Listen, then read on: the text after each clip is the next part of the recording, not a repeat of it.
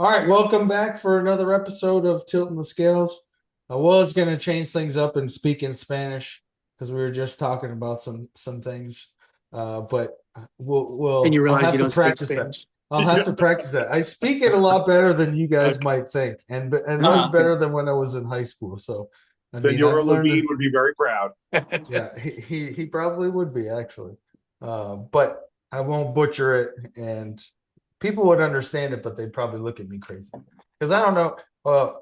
Like here's a little story for you guys. When I first joined the army and got into basic training, there were a bunch of different Hispanics there, Puerto Ricans, Mexicans, people from Venezuela, but of course they're American citizens, right? And they're from all parts of the world, but they all speak their own language, meaning even if it's Spanish, they're speaking slang or the urban version. So I would say amigo, and they'd be like, bro, we don't use that term anymore. That's more like, that's more proper English. That's more like English that you would write and turn in on a paper on an essay. We're bros. So you say carnal, or they had a bunch of different versions of amigo. Anyway, that's my story. And I would speak to them, or I would be asking them, hey, what are you saying? Because it sounds like a phrase that I've heard before, but they're using slang. So it's like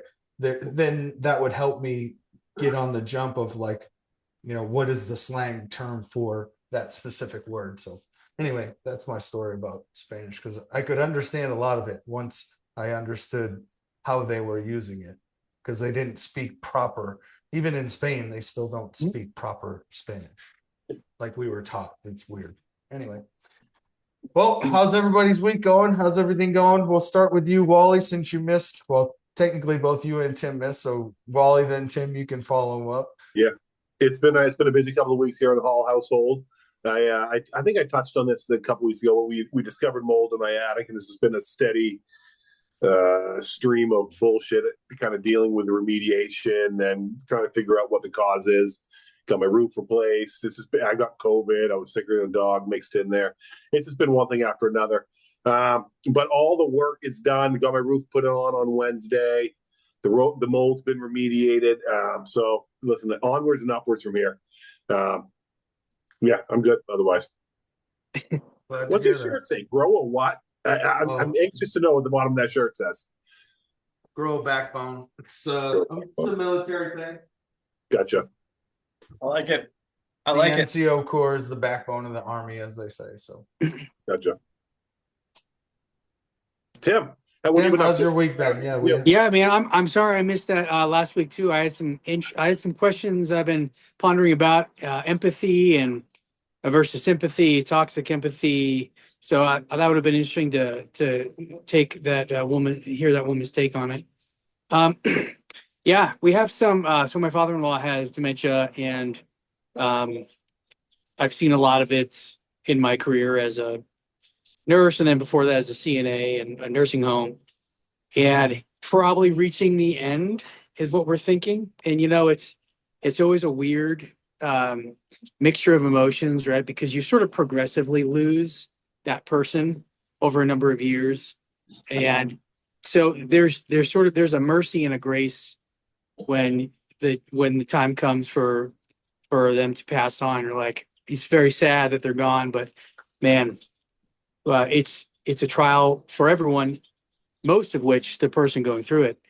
And so Yep. there's a sort of a reprieve. So sometimes it's difficult to know exactly how to feel about that.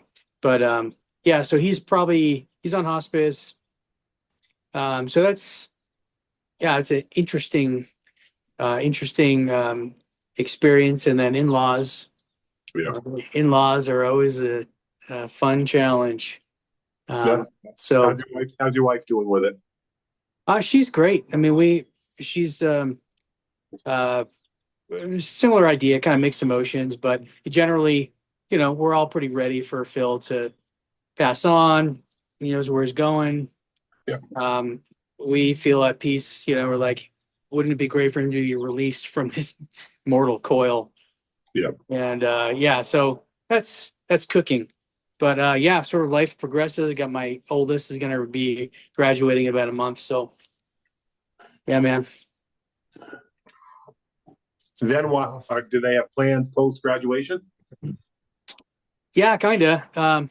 He applied an internship at a church in Maui that we used to go to when we lived there back in 2016, and sort of like, he worked for the church for a year, and he kind of sees it as he wants to have an adventure, That's a good one. and I support that. Yep. So yeah, that's his working plan. Love it. If I had it to do all over again, I think I would do something of that ilk. I would have some sort of adventure in between high school and college. And I think it would have better prepared me for college, to be honest with you. I got really burnt out about halfway through. But if I had taken a gap year and done something, I think it would have been beneficial to me. Yeah. Well, Agreed. School's so much different now too. Like get online, like do online courses and go have your adventure. Seriously, like as long as you have a laptop, you can be enrolled in school. And then again, it's a little different for military, but I would tell everybody that would listen to me, like get enrolled and stay enrolled. Reduce the course load per semester if you feel like you can't handle it, but stay enrolled. Even if you do one course a semester or one class a semester, like you're still enrolled, you're still getting credits. And then again, we're always out and about doing different things, but we always have access to the internet. So, we really should be sponsored by Southern New Hampshire University there with that pitch he just gave. I mean, that's I see where I their got ads my all over the bachelor's. place out here. Yeah, that's where I got my bachelor's degree. Everywhere. Oh, did you? Southern New Hampshire. Okay. Yeah, I finished go. September Oh, of nice. 22. Congratulations. That's awesome. Appreciate it. Chet, how's your week been? No update from you. Well, so basically my week has been this. First of all, the Spanish thing, yo soy muy guapo. Number one. Number two, so yeah, my dad is facing some health issues. I think Tim sort of talked about his father-in-law. And as we all know, it kind of all segues into what we're talking about. My dad is different than my mom. I lost my mom a while ago, and that was but my dad is different, and so I'm struggling with that quite a bit, actually. And I also look at you guys talking about like maybe we should go to like somewhere else before college. I could not have done that because, as you all know, like I was kind of like held almost captive for a while. So thank God I went to college, and that's where I realized that the world is a bigger place, and I did all that. And that's where I think my dad and I connected a little bit more was during that time. So I was struggling with that a little bit week to week, but on the good side, we have an amazing family. My wife and I connected so well this week. Cameron's got a football game tomorrow. I get to coach him as a quarterback. I'm like the most fortunate guy in the world. I still really believe that. I still struggle. And unlike Tim, I get this. We're agnostics. So like we don't see it the same way. So like when there's an end, it is really final and is really sad and it's really tough. Whereas I see the difference like that you have is like let go of the mortal piece, and then there's something after, and there's that belief and that and I can't say it was truth or not, but like for you, it's all they're moving on and I'll see them again. And in my world, I don't see it the same way. And that is very difficult and very challenging. But otherwise, my immediate family in this house, I'm a very grateful person. Good. I'm glad to hear that, Chet. Tim, I'm sorry about your father-in-law. I don't know, were you on the conversation that we had about Final Destination and No, how to I don't think I prepare was. ourselves? Yeah. Is that the one where you talked about like advanced directives and things like that, or? Yeah, everything from not just will and testament, but Okay. do you want to be resuscitated? Do you want to be Right. put on life support? Yeah. Who's going to make those decisions? Like Yeah. yeah. So then Chet, have you said that you were going to do some stuff after that conversation? Have you made any headway on those conversations? I have. Good. In fact, I talked to my dad earlier tonight, and I recognized some really troubling things. Like he doesn't even know where to find a referral to what he needs. And so I had to let him know, like, it's your PCP. And then from there, it goes in this direction. Because I think in his generation, it wasn't the way it is now from an insurance company standpoint. Yeah. So he's gonna do a release for me, and I'll be able to at least help him out. Like it's weird to have your dad suddenly be like, I can't carry the laundry Yeah. upstairs and back upstairs. It's a very strange thing. I feel ready for it, and I'm gonna help. And I'm Yeah. determined to make sure that he has the best experience he possibly have from here to the end. But yeah, it's a very strange experience.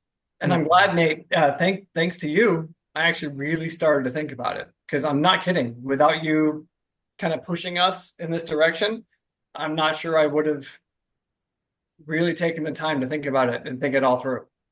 Yeah, that's good. I'm glad it helped. I mean, I haven't made any leeway in that arena yet. So I still, again, like I said in that conversation that we had, I'm telling you what you need to do, and I myself still need to do it. I haven't had those conversations. I don't even have a will and testament, but we don't get any younger every day that we're here, and Got to. things Yeah. happen. So Yeah. and again, like I talked about, I feel like I'm ready to have those conversations. I just haven't had an opportunity to have those conversations, and I'm ready to make those conversations easier, take those decisions out of people's hands. This is what I want. The reason why you have those conversations specifically is to essentially release burden, or what you feel like is burden on them, because I don't want them to have to make a decision without my consent on whether to keep me on life support or whether to resuscitate me if I don't want to be resuscitated. Yeah. Well, again, if that, yeah. Right. No. Well, and it's an economic decision to a certain extent as well, right? Like it'd be insane not to have that all sorted out, because they're going to need, in the case of a red-blooded American male head of your family, you have dependents that require, well, let's put it frankly, require your income amongst many other things. Yeah. And if you're not prepared for, God forbid, something happens tomorrow, boy, oh boy, it's negligent in today's day and age to not have that laid out. At least, I got young kids. If something happens to me tomorrow and they're not taken care of, boy, that would be tragic. It's just one of the it's part of being a man. Chet said when we had, it was just him and I that had the conversation. Everyone else was busy, but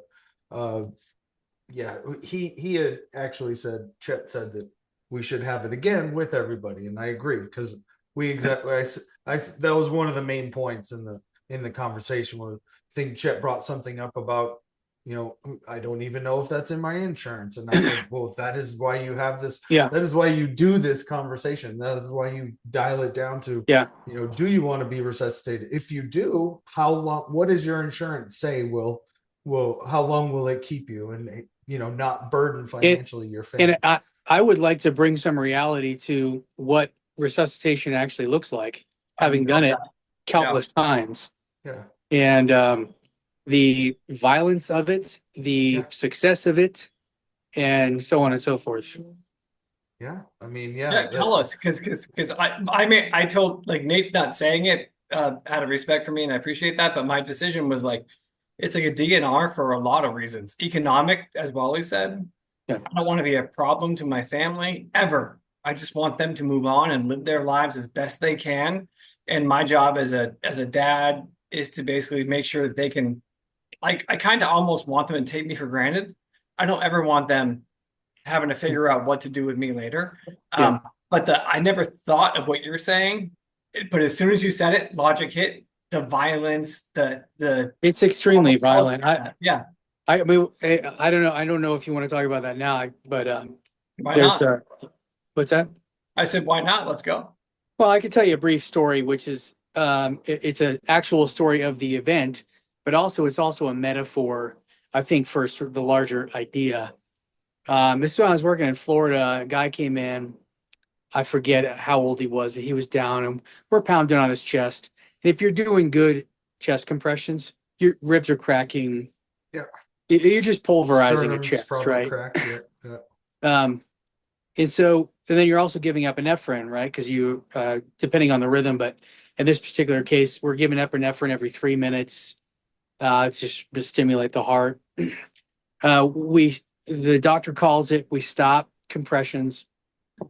And doctor leaves, and it was just me and the other nurse, and we're like, okay, everyone's leaving. I don't know where the family was, but and um, we were just kind of like preparing the body. It's probably like 3 or 4 minutes goes by, and I look at this guy's chest, and he's blue. It's very gruesome. Eyes are bulging at half mast. They're dried out, cyanotic. They're blue and petechia, all like from the chest up. No. It's just gruesome looking. And I look down at his chest, and I can see his heart beating through his broken ribs, his chest. And so I look at the other nurse that was with me. I was like, the doctor isn't here. Like, he clearly has a heartbeat. You can't like not do chest compressions. And so, but at the same time, both of us knew that's just the epinephrine that's working. He's not really, his heart isn't really, coming back. The point of CPR is to not resuscitate the heart, is to keep the brain alive, right? Yeah. And Yep. so he's down for X number of minutes. There's no way that there's any kind of brain activity, but what do you do? So we hop back on the chest and we start doing chest compressions. And doctor comes in, he's like, says what we all knew. It's just the epinephrine, you got to cut. So we did. And of course he expires, and that's fine. After eerily watching his heart beat slower and slower as he gets through his pulverized chest cavity. And but and here's the metaphor. So that's what happened. Like, you're keeping them alive temporarily, right? But the end is not very good. The chances of CPR being successful, obviously there's a lot of factors, age, health status, things like that. But it's actually pretty low. It's like 17%. It might be a little higher nowadays that there's more research, but it's not very good. But then you think, okay, in the ER, we resuscitated him.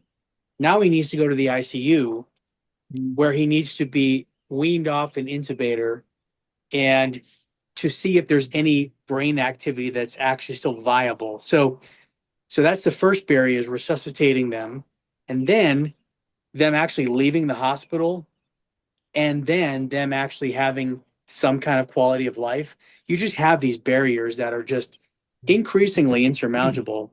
So by the end, you have an extremely low percentage of people that actually walk out on the other side who are, cognizant, able to get back to life. Now, of course, the caveat is, if it were you or me, we're in our 40s, it's different, right? So, Yeah. so you understand that there's an age factor, but just to say that there's unknown factors that just people in the regular milieu, to use a word Wally's familiar with, Oh, yeah. the milieu of society, that they're just not aware of it, how violent it is, and it's gruesome. There's blood everywhere. There's crap everywhere. It's not pretty. And when you're doing this on a 78-year-old who's lived, what kind of functional life are they going to have afterwards? It's just, yeah. So it's pretty gruesome. I'm sorry, Tim, number one, as a human being, I'm sorry you have to go through that, because that's got to be tough. I appreciate your concern. I miss it. You do? Yeah, man. I love being in traumas and doing compressions and all that. Not on babies. That's tough, but Of course. on adults. I was like, it's part of the job. It's not, they lived a full life. It's not really, it doesn't affect you as much, Yeah, fair enough. Sure, there's a satisfaction, in resuscitating them, and then Sure. again, Yeah. not necessarily knowing the full story of what happens after, but Yeah. they're stabilized. You participated in that. Yeah. And, like, the family's thankful. They probably thank whoever They helped, are. Yeah. Yeah. So. But to Tim's point, I gotta say, like, I'm hearing Tim's point, which is like you 17% or so, and then out of that 17%, how many have a quality of life afterwards, which is probably way lower than that. Extremely So, low. Yes. Yeah, Tim, I hear you loud and clear. Like, man, and that's why I think, Nate, we talked about this. Like, the DNR thing is a big deal. That's why we have to have these conversations in real life about what we want at the end. Like again, I've already said I don't want to be a burden on my family. And Tim, all you know when you go into that is, does it say DNR or no DNR? You don't know their family, you don't know what they're going through, and it could be really tough for the family, or they could be thankful. You don't know. And that's exactly right. You Can we don't delve know. into that 17% a little bit more? I'm curious as to whether that encompasses all life-saving measures or strictly CPR. Like, are you talking, if someone has an AED on site shortly thereafter, is that still 17% survival rate? It's a really good question, and the answer is I don't really know. That it is certainly true that um, early defibrillation is the number one factor in life in resuscitation. So, um, I don't know the answer to that. But so 17% is sort of like a holistic number, and they're always doing studies. It's changing every time you take ACLS or BLS or whatever like that. There's always evolving numbers and evolving routine that you go through. So yeah, but it's not very good. I feel like that 17% is more the chest compressions and breathing. But I feel like the AED or the defib, like I feel like that's a higher success rate, or higher recoverable. I don't know what medical term you would use, but I'd feel like if you're not doing chest compressions and you resuscitate them with an AED, like the number. I feel like the number goes up exponentially. Sure. Well, it's certainly improving, but a couple of things that I tell people is that everyone's a DNR if you're in a field somewhere by yourself, and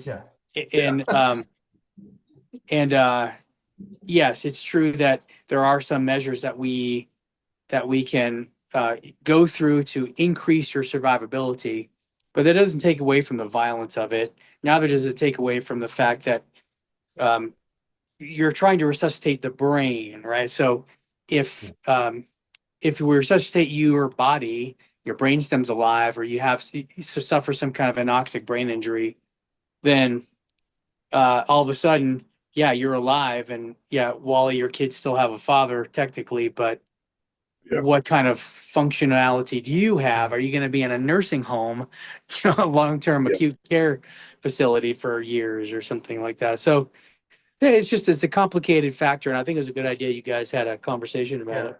Yeah, we should do it again sometime, maybe next week or whenever we can lock everybody in, because I think it would be really beneficial for all of us, because we talked about all this, including again the insurance piece, and like you should talk to your insurance about, like, oh, let's say you are brain dead, or your brain is fully functional, you're in a coma, right? And you've been resuscitated, but how long are you going to be in a coma? The medical advancements happen every day. There's an experimental surgery that could potentially fully recover you, but your insurance won't cover it because it's an experimental surgery. So then it's a factor of money, right? Yeah. So those are again things that we talked about, and again, questions that you ask your insurance provider about, again, experimental, non-experimental. How do we define that? How do we determine it? What would be covered? And that doesn't even talk about like the degenerative diseases like dementia.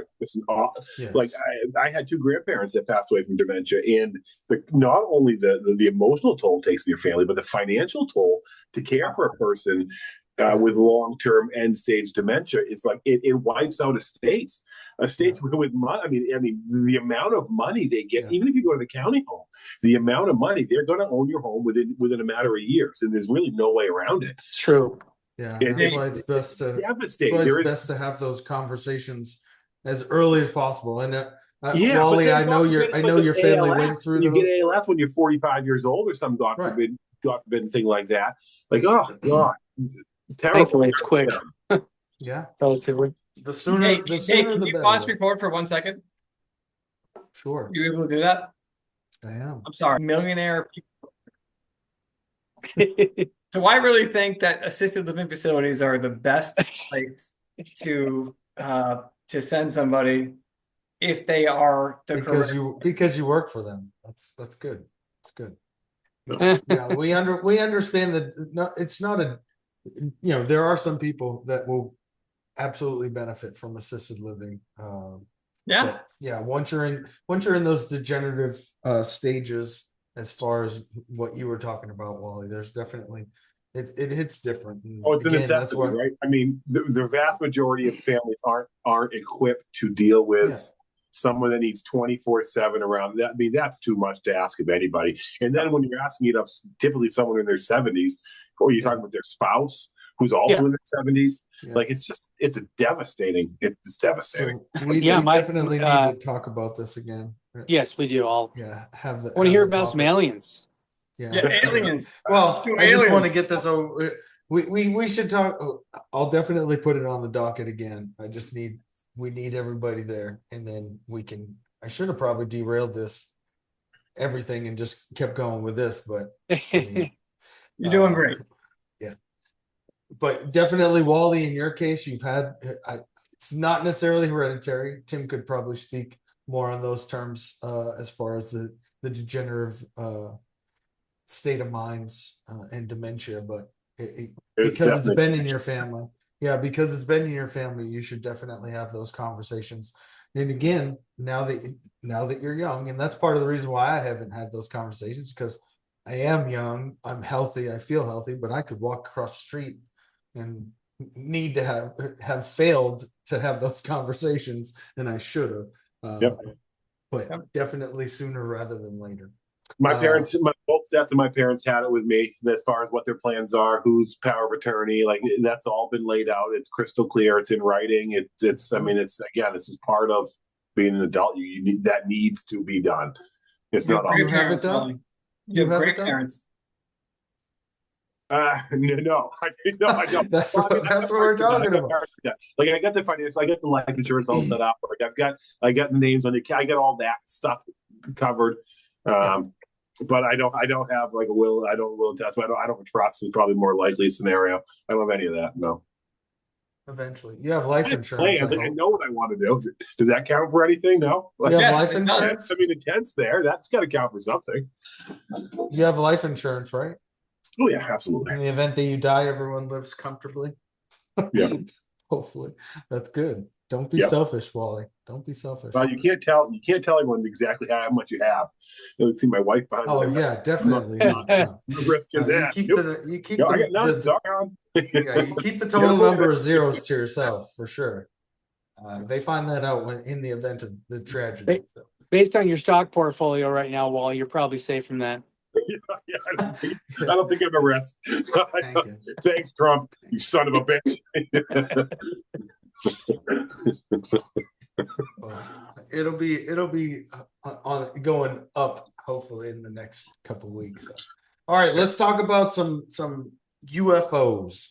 I'm a huge supernatural stuff, aliens. Like I believe in it all. I believe in God. I believe in the devil. I believe that angels and demons are here on earth with us, walking the earth with us. I also I want to believe in Star Wars. I want to believe in all the science fiction stuff. Everything exists in my mind, and at some point, if it hasn't already existed and then gone away, like it's within maybe not my lifetime, but all the things that we think about. If somebody wrote a book about it, I feel like at some point, if somebody wrote a book about it, eventually it's going to come to fruition, or it's going to be some sort of something like that is going to exist. Because if you thought about it, somebody else is going to probably try and create it, or you've inspired somebody to create it. So I feel like, again, Star Wars, whether that was in our past or our future, who knows? But just wanted to talk about UFOs. Just off the cuff, some stats. UFO sightings have essentially been any time throughout our known existence as human beings walking the face of this earth. There are cave paintings that date back 15,000 years that have some sort of depiction of something strange in the sky. That is essentially a UFO. No one can explain it. No one's here to vet that story and explain it. So we understand that from cave paintings, it's been going on throughout our existence on this earth. Some of the earliest examples, again, are 15,000 years ago, cave paintings in France, depictions on the wall painted by some sort of human being. Another one is the John Winthrop, the governor of the Massachusetts Bay Colony in 1639. It's a written documentation that he saw a strange light in the sky at night, and there's 2 or 3 other witnesses that collaborate that the existence or the sighting of that. No one knows what it is. It's classified as a UFO. But the first well-known UFO sighting was believed to have occurred on June 24th, 1947 in what is now Mount Rainier, Washington. Has always been Mount Rainier, but it was a businessman named Kenneth Arnold. He was flying his plane. He saw a bunch of strange lights. He described it, he also called it out to whatever tower was receiving his message. They couldn't see anything on the radar to collaborate his story. But that's one of the many sightings, and one of the more famous ones that kind of started the whole paranoia / genre of UFO sightings and what happens next, right? Are we truly out there by ourselves? But from 1947 to 1969, there were over 12,000 UFO sightings in America specifically. Now, if we compare that to now, again, we have more technology, right? And again, UFO sightings that are verified now or investigated, there's a few different ways. It should be someone, a witness, and then there's some sort of, whether it's a camera, whether it's radar, some sort of technological advanced device that detects something as well. So that's how it's classified now. But to compare it, this year alone in the UK, they have the most sightings this year to 2025 at 59. US is second at 36. And then 63% of UFO cases have had more than one witness. So again, there's a ridiculous number. I just gave you 12,000 UFO sightings from 1947 to 1969. The majority of them have more than one witness to verify that the actual all 12,000 of those sightings. So it begs the question is, are we out there? Are we here alone on this earth? Yeah, we're human beings. Yes, there's a whole bunch of different species of animals.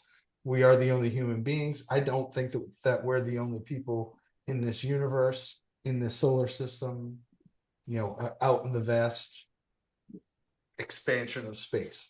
I think there are people watching us, or other races watching us. To what extent, I don't know. I hope they don't harm us ever. And I hope they don't need to come here and take all of our resources and try and wipe us out. But that would be one of the tale of many science fiction novels and movies that I'm sure we've all watched and enjoyed at some point. But It would be interesting, at least. it would be It'd interesting. be something to do. It would band us all together, It would. It wouldn't be red or blue, or Yeah. we wouldn't care about our stocks. We just care about survival. Yeah, man. Independence Day came out when we were in high school. I remember that. Oh my God, Will Smith punched an alien in the head. Yeah. Welcome to Earth. Yeah.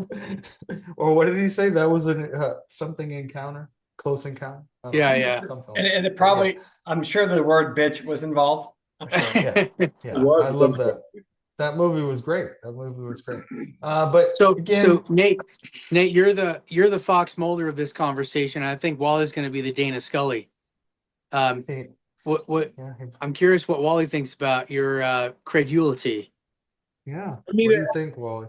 Yeah, I think it's very telling that America and Great Britain were the two leading witnesses to aliens, because I think that we are two countries that It wasn't aliens. Let's be clear. UFOs. UFOs.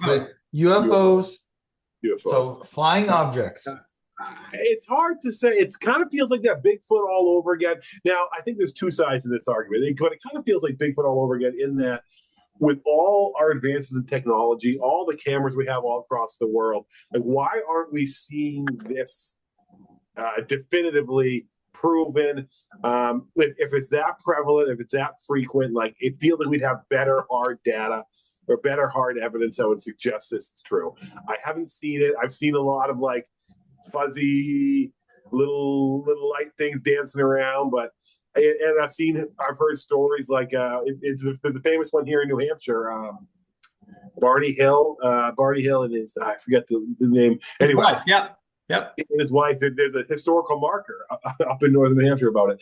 Oh yeah, I remember that. Yeah, it just feels like I don't know, man. Like, all right, it's 2025 now. Where's the evidence? We're like, show me the data, show me the money here. Like, I just don't. It's a lot of people saying, well, it's a big war, and it is. I look at outer space; it's huge. We have really no concept of what created it, what's happening. Like we think we do, but I think we're constantly proving and disproving things that we thought we knew all along. So we don't really fucking know. I don't know, man. It just feels like we'd have better hard data if it was as prevalent as people would suggest it is. Yeah. Well, I couldn't agree with you more. We need the hard data. My argument is that it is not released to us. Oh, conspiracy. Don't you have a story also, Chet? Don't you? I do. So, and someone's gonna say I was drinking that night, and that's why this happened. Listen, That's a great way to start a testimony. listen. I drank a lot. Never happened except for that one night. But I was at my buddy's house, and we're all going to bed. Like I was done. Everyone was done. We're going to bed. And I remember I don't know how much time had passed, but I woke up with this feeling of like I need to run right now. I need to run right. I've never felt that feeling in my life, adult life. And I was like, oh my God. And I remember being like, wait, I'm fine. And it's like, where the fuck am I? Oh, I'm here. But I remember feeling like that terror, but like something about it was like very different than anything else I've ever felt before. And this is like, I'm 23. Like I'm not like dementia, nothing like that's kicking in. Like I was just like, oh my God, what just happened? What just happened? And it was like I was on this couch. And again, I'm not someone who is foreign to having drinks. I've never experienced this where I was like, I was here and now I'm over here and I don't know why. And I was just like standing there and like terrified. So I remember that night going in the house and being like, I will never forget this because it's the most strange thing that's ever happened to me. And that's it. That's the story. It was only a small experience. I can't tell you about like an alien or a spaceship, but I remember being like, this is not normal. Whatever just happened to me was not normal. Yeah. So do you think that was more like a supernatural? I think that story more proves my point than yours. Like if this is the evidence and I feel like this kind of typifies most of the evidence we have. And it's not hard data. Like you were going on feelings and in the middle of the night waking up. And there's so many and I'm not trying to discredit your specific story. I have no doubt you felt that way in the moment, but there's so many possibilities as to why you felt that way in that moment. I agree. Wally, can I ask you a question, Wally? Are you against the idea that there is extraterrestrial life somewhere in the universe? I am not against the idea at all. Okay. No. And I would argue like, mathematically it's probably likely given the vastness of the world. Right. Are you against the idea that so you can still maintain that idea and believe basically materialistic, the universe is all there is, we lived in a closed universe, or do you admit the possibility that these are supernatural beings as in demons, angels, or is that out? Do you dismiss that? I mean, I don't dismiss it. I'm open to either idea. Okay. I think I am probably less inclined to believe angels and demons than I am extraterrestrial. Okay, so if you see a phenomenon, if you go outside tonight and you see a phenomenon that you can't explain, you would either maybe go like, okay, it's some weird technology we don't know yet, or it's aliens, but the least possible option is supernatural alien or I don't believe any of those things will happen. I've been outside many times and not seen Right. any I'm just saying. So I think that I would try to figure it out from a scientific perspective. Yeah. I think I would be more inclined to believe it's an extraterrestrial. I guess it's hard to say without having been in that situation. I'm trying to guess based on. It's hard to say without having felt that emotion or seen that sight. It's hard for me to say definitively, but I would like to think, like, here I am thinking like logically I'd like to think that that's how I would look at it. Yeah. Well, let's use the most recent events in December. Well, really from November to December in all over the East Coast, there were sightings of what we referred to as drones. Mhm. And it happened several times, right? Several times throughout those months. And why haven't we seen a good video, a good, like hard empirical data of like a good snapshot, a still photo of something in the sky with an outline? Like how can you explain, Wally, that with the advances in technology that we have, the more an increased number of people that visibly saw something, but still nothing to prove that it was or was not. Yeah. So are you saying, I guess, let me ask you a question first. So are you saying that those are evidence of there being an extraterrestrial presence? No. I'm saying that specifically happened over the course of 3 months, close to, and there were several accounted sightings, even one that crashed potentially. And there is no photograph of what crashed. There's nothing that can show us and tell us that this was a drone, an experimental drone that this company was using or the federal government was using, etc. So I think that, again, I'm going to look at that try to look at it logically, I guess, as best as I'm able. And I would say in that instance, it's probably far more likely that it happened on a much smaller scale than people are trying to project, in that it got blown way out of proportion.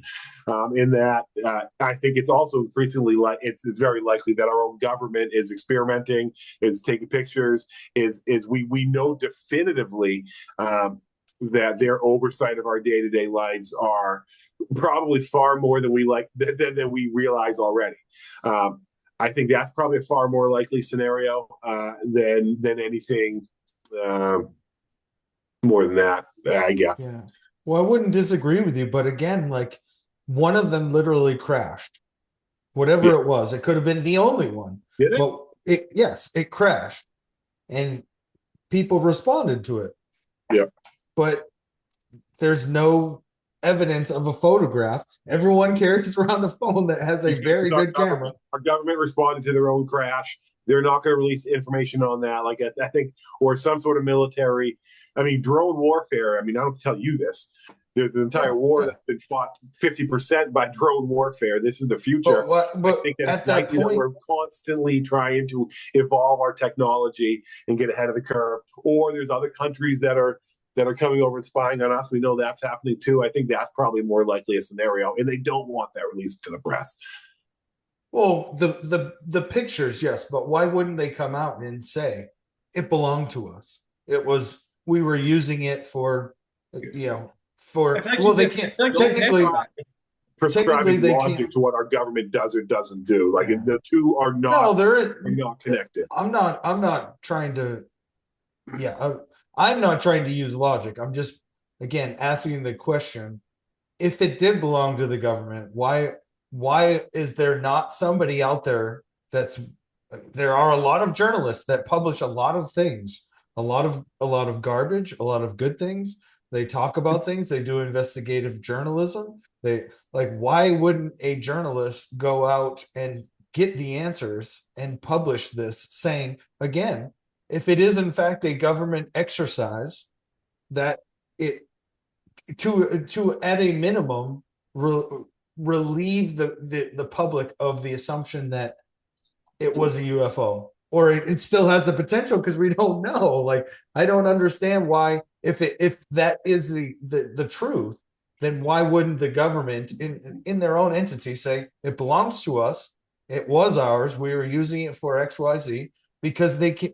I know why specifically they probably wouldn't, because they cannot use like a drone that we would use to collect intelligence in a foreign country that's an adversary of us. We cannot use that same technology on our borders of the United States. But if there's an adversary, but if they don't need to tell us what they were doing. They used the overall truth of it was a training exercise. But if Russia's like, You oh, know? hey, it's a balloon. My bad. It's a balloon with a thing. Don't worry about it. It's not aliens. The first thing we're going to do, as we should, is be like, oh, fuck those balloons. I'm ready to take out those balloons. Or if like, Yeah, shoot at it. right. So like, there's a reason why, if, again, I'm not even sure this is real, but if it was all of us all along, Yeah. there's no way, personally, me, there's no way I would be like, yep, that was me. I did that because I want the tactical advantage all the time. Why wouldn't you? Nate, you're a military guy. You know this. Yeah, I do. But again, releasing information, but not photographs, not something that is tangible intelligence. Putting out into the universe, the internet, what you want. Right. But Nate, It can also be, that's part of counterintelligence. That's part of leading people in a different direction. But no information, again, from our perspective, it happened on our soil. It happened here, not in a foreign government. Like, why But if would it's you release some counterintelligence, Nate, information? I think counterintelligence would be like not us, which might be what we did, but like there is no way if I run this country, which none of us want that. I get that. 2032, right? Country. There's not 2032, you and Tim? Oh yeah, me and Tim. That's right, Vice President. Oh wait, which one? Bowen and Constant, BC. I'll get right on that. BC. Let's go. But like, I promise you, there's no way I'd be like, oh, that's us. And if I see the population and people going crazy, I would try to do something to be like, hey, like, don't worry, like, because I don't want everyone to be freaked out. There's aliens invading, but I also am like, we are constantly threatened by other countries. There's real truth to that. So I'm like, I am not going to give them anything. Like, so let's say the lights, whatever they are, was us. I'm not sure. I don't think I would ever say that was us, even if it's like without threat to someone else. We're just trying something because it gives other countries or our adversaries something to look at and then tactically use against us. Not a chance. There is no way I would give them that. I think if you were to back up and start sort of at the baseline, one of the first questions I think that needs to be asked is, what kind of hypotheses do you allow in your own mind, or do we allow culturally? Yep. So that was kind of the point that I was getting. And Nate said that he basically allows all hypotheses equally. Maybe it's government, maybe it's aliens, maybe it's supernatural, maybe it's a demon or an angel or something like that. So you might give different weights to that, but they're all hypotheses that you can then test. And so whereas Wally might be a little bit more hesitant to allow all of those hypotheses. And so I think that's the first question to ask is, what hypotheses do we allow? Because that necessarily pulls in our worldview. Yeah. Do we, if I were a strict materialist, like a Richard Dawkins kind of character or Christopher Hitchens, and I would not permit the possibility of angels and demons. And so that's not a hypothesis that I would consider. And so that necessarily limits, for better or worse, I'm not making a judgment right now on that, but that limits the possibilities of what you can consider. There are pros and cons to that. But I think that's the first step to encounter, is that we have to understand that the conversation is way bigger than are there aliens or not. The conversation goes back to a fundamental bedrock of what kind of hypotheses do we even allow based on the worldview that we're bringing to the situation. Yep. I would agree. I would be more on the Nate side of things, where I would say, yeah, there's lots of physical explanations, like there's technology. I think maybe the Blackbird or whatever that the U.S. government was working on years ago. Maybe there were some sightings there, but they were denied everything because they want to keep it a secret, right? And that's understandable. So, is there crazy tech that's going on that the government Did we lose him? No, he'll does be not want us to be privy to? I personally don't think that there's aliens in the sense of little green men or advanced consciousness as far as tangible physical things like humans except on another planet. I don't think that's true. I don't eliminate that. I am more on the supernatural phenomena of angelic forces. The Hebrew word used in this particular case would be Elohim. I would be more willing to consider something like that. Also, we need to factor in for the fact that people are crazy and say they see things when they don't, or think they see things when they don't. So that's also a hypothesis on the table. Nope, that's a good hypothesis. Well, I know you went away, but could you hear all that? No, I didn't eat dinner. I had to go upstairs and get some. I'm No. starting to get a little loopy, so I had to It put was some food up. it was very eloquent. Just yeah. It was all about how you suck. Tim hates you. Basically what. So Well, yeah, I get cheese and crackers. I That's feel the like trade I'm willing to make. I feel like your story, Chet, is more along the line as a supernatural. Like there was No, something yeah, that made you there's no way I that can made say you do anything. that. I would say this. When I think about it, to Tim's point, it's a really good point. It's like, think about all the possibilities. In my mind, even with what I went through, I think to myself, okay, as a dad, a protector, I want everyone that, even in my company, everyone that works for me, I want to make every decision I make impacts them and their livelihood. And so I'm starting to think about those kinds of things.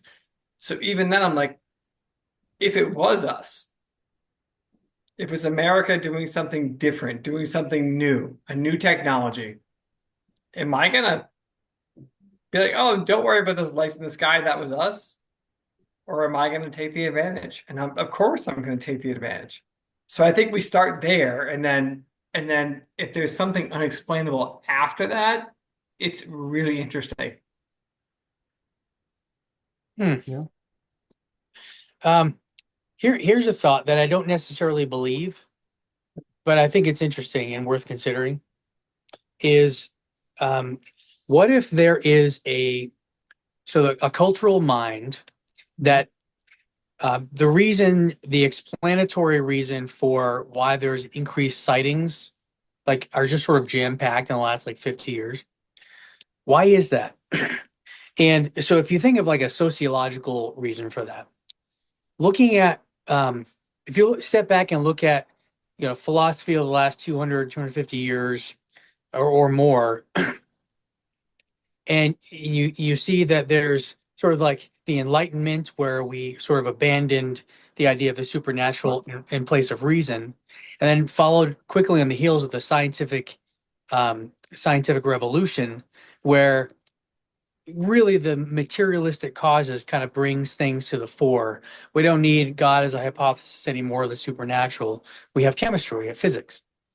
And but the reaction to that, modernism, was that, well, there's no meaning in that. All I am is a materialistic stuff that there's no meaning. And so, and as a result of that, you have the existentialist movement, which tries to deal with the absurdity of the fact that we feel like there should be meaning when science tells us there isn't really any meaning. So how do we deal with this absurdity? And we don't want to go towards nihilism, where we just try and find a reason not to kill ourselves every day.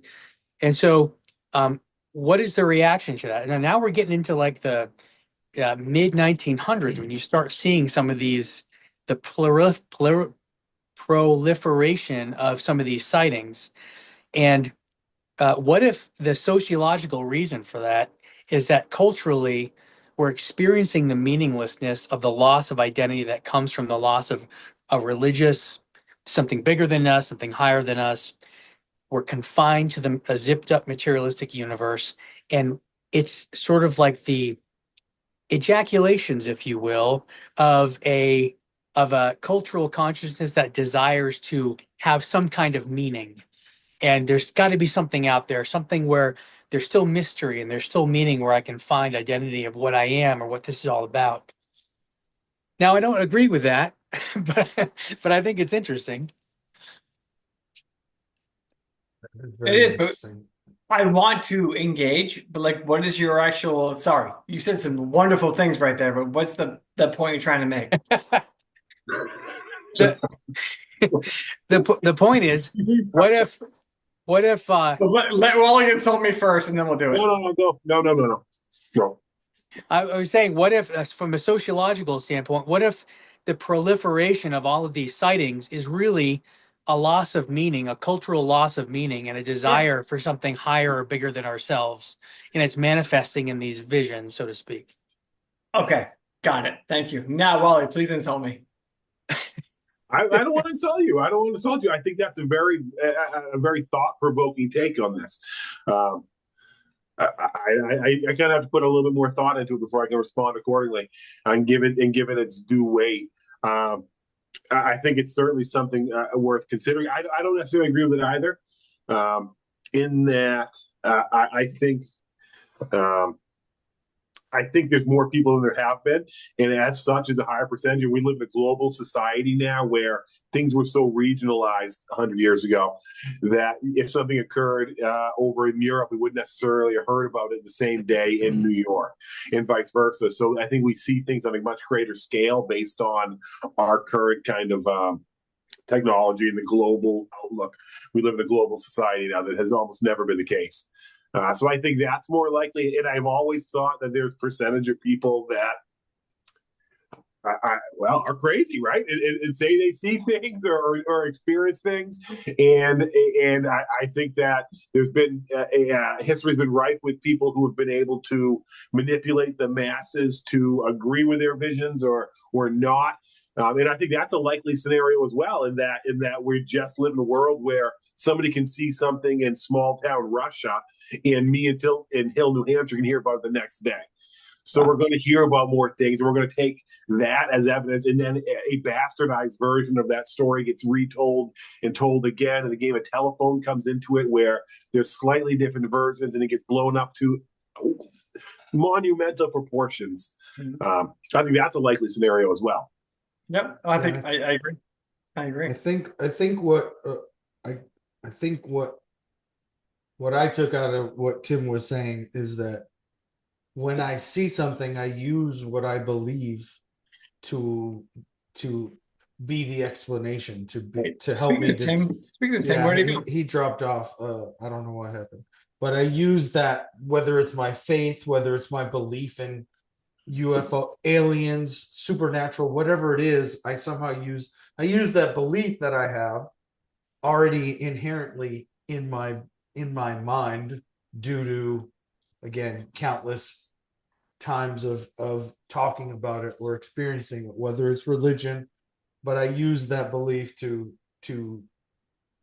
kind of help me understand what I'm seeing and define the supernatural thing that I'm seeing, that doesn't compute, as far as it doesn't meet any of the qualifications of things that I've seen in the past. It doesn't explain the laws of physics, etc. So I think that we use whatever our practices are, whether it's our faith, whether it's our belief in science fiction. As a scientist, again, we use those beliefs to explain the things that we're seeing. So inherently, I would say somebody that is, a person, a man of God, so to speak.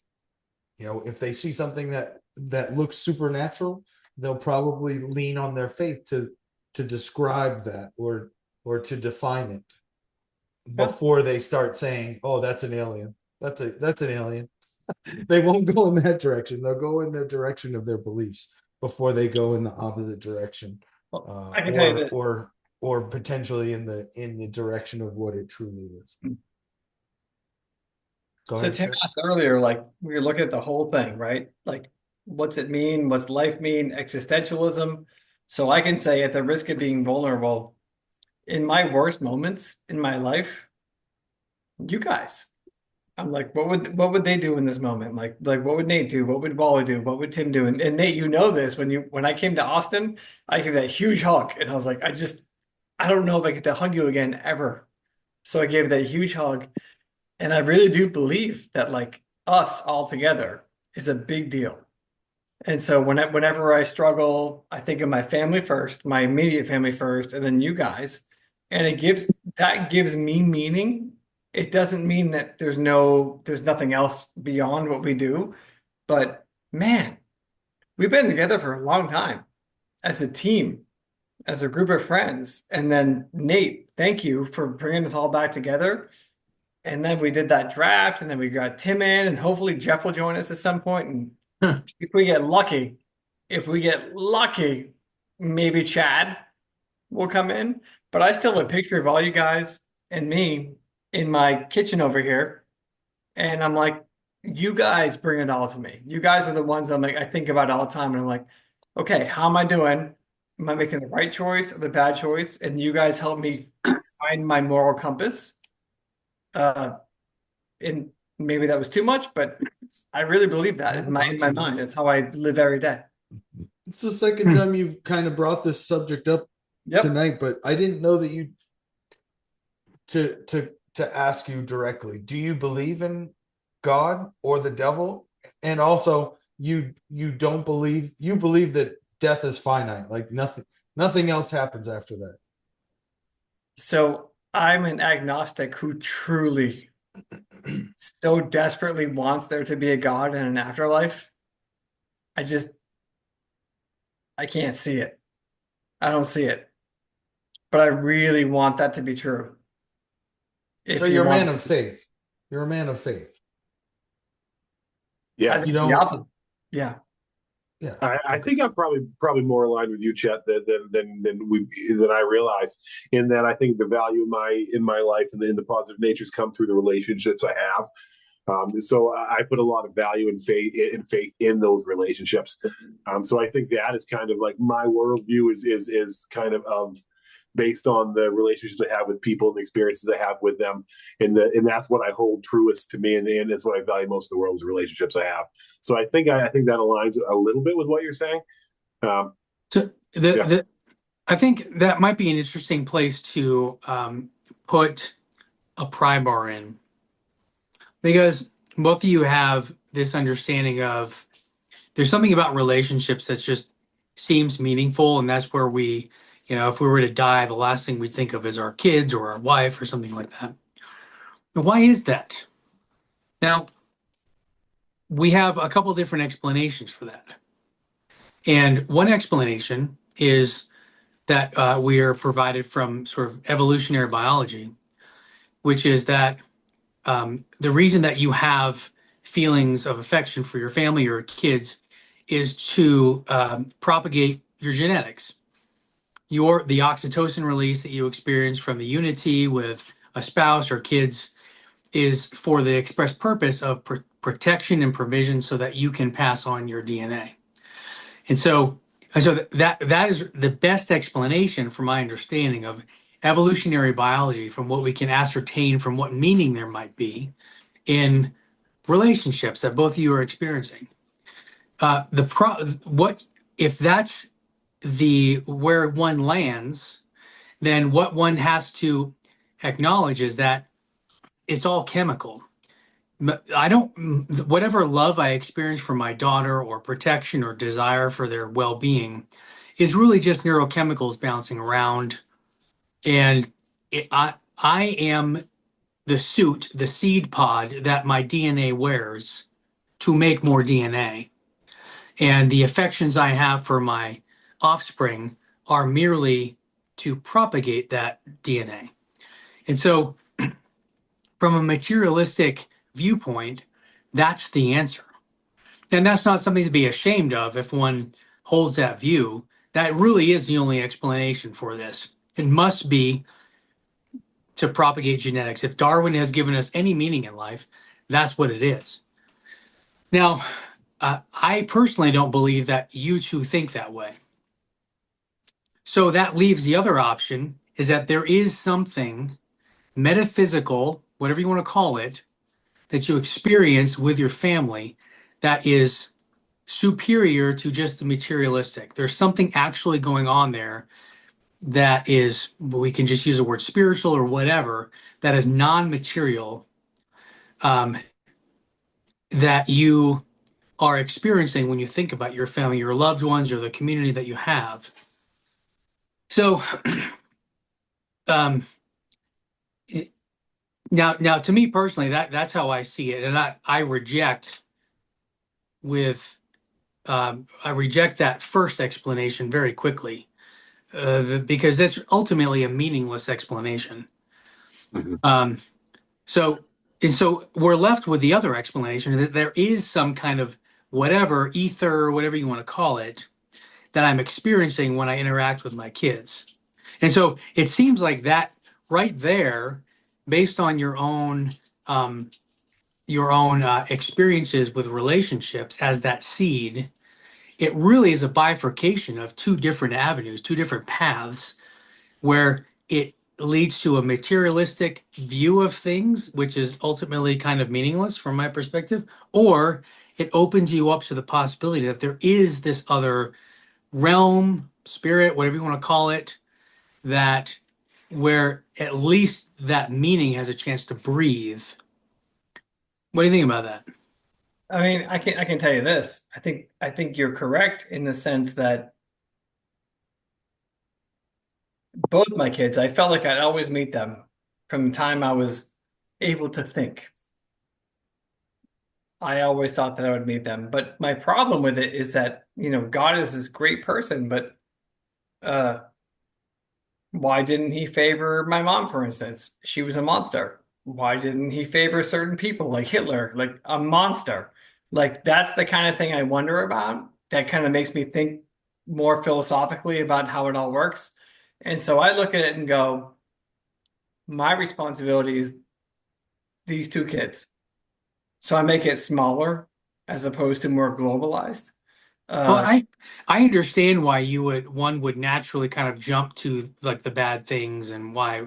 But if you start at the beginning and you don't jump ahead and you just consider things where they're at, it sounds like you would be more on that second part of things that I had described, where there is something different about this. It's not just genetics. There's something, whatever Yeah. spiritual, whatever numinous about this experience that I have with my kids that is more than just material. no doubt. I guess I'm concerned about why. Wally, go ahead. finish your thought. So I'm concerned about why I went through what I did.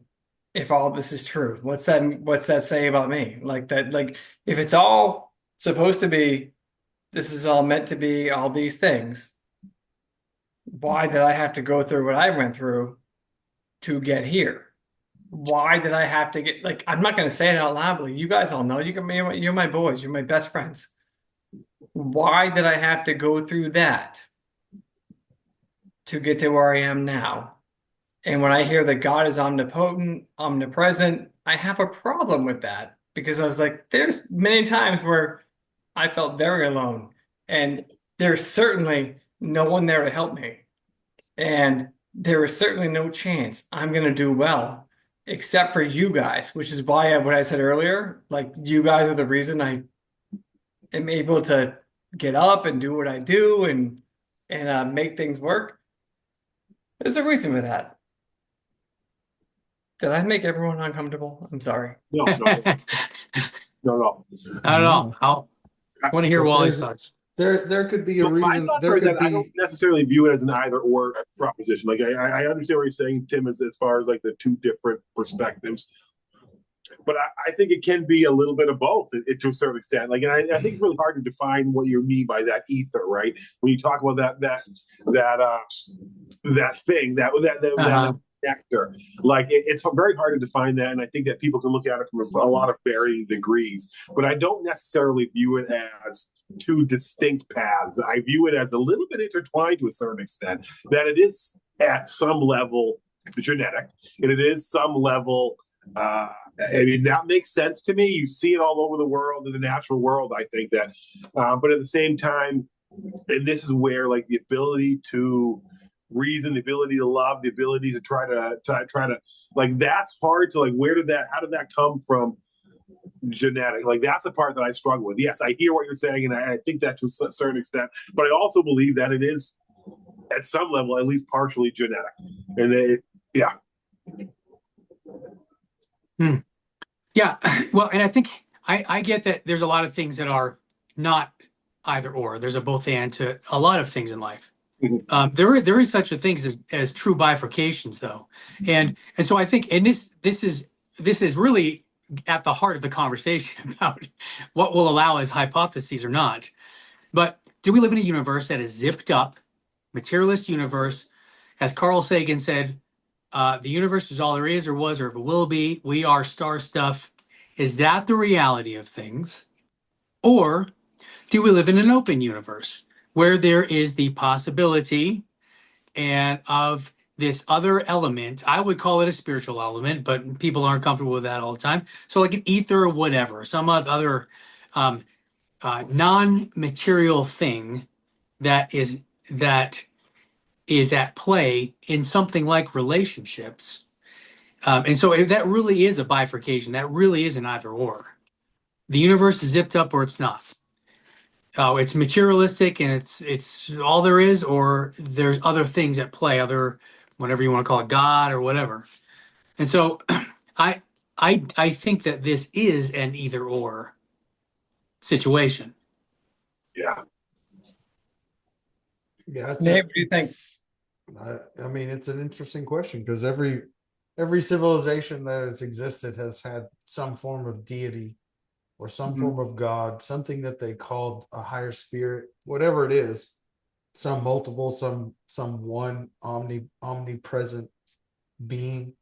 But it's interesting because again, I'm not a religious person. I don't practice religion faithfully, but I am a faithful person and a faithful man. And I've read the Bible. I understand what it is to be good and to be evil. And I know evil exists in this world. Like I think we all do.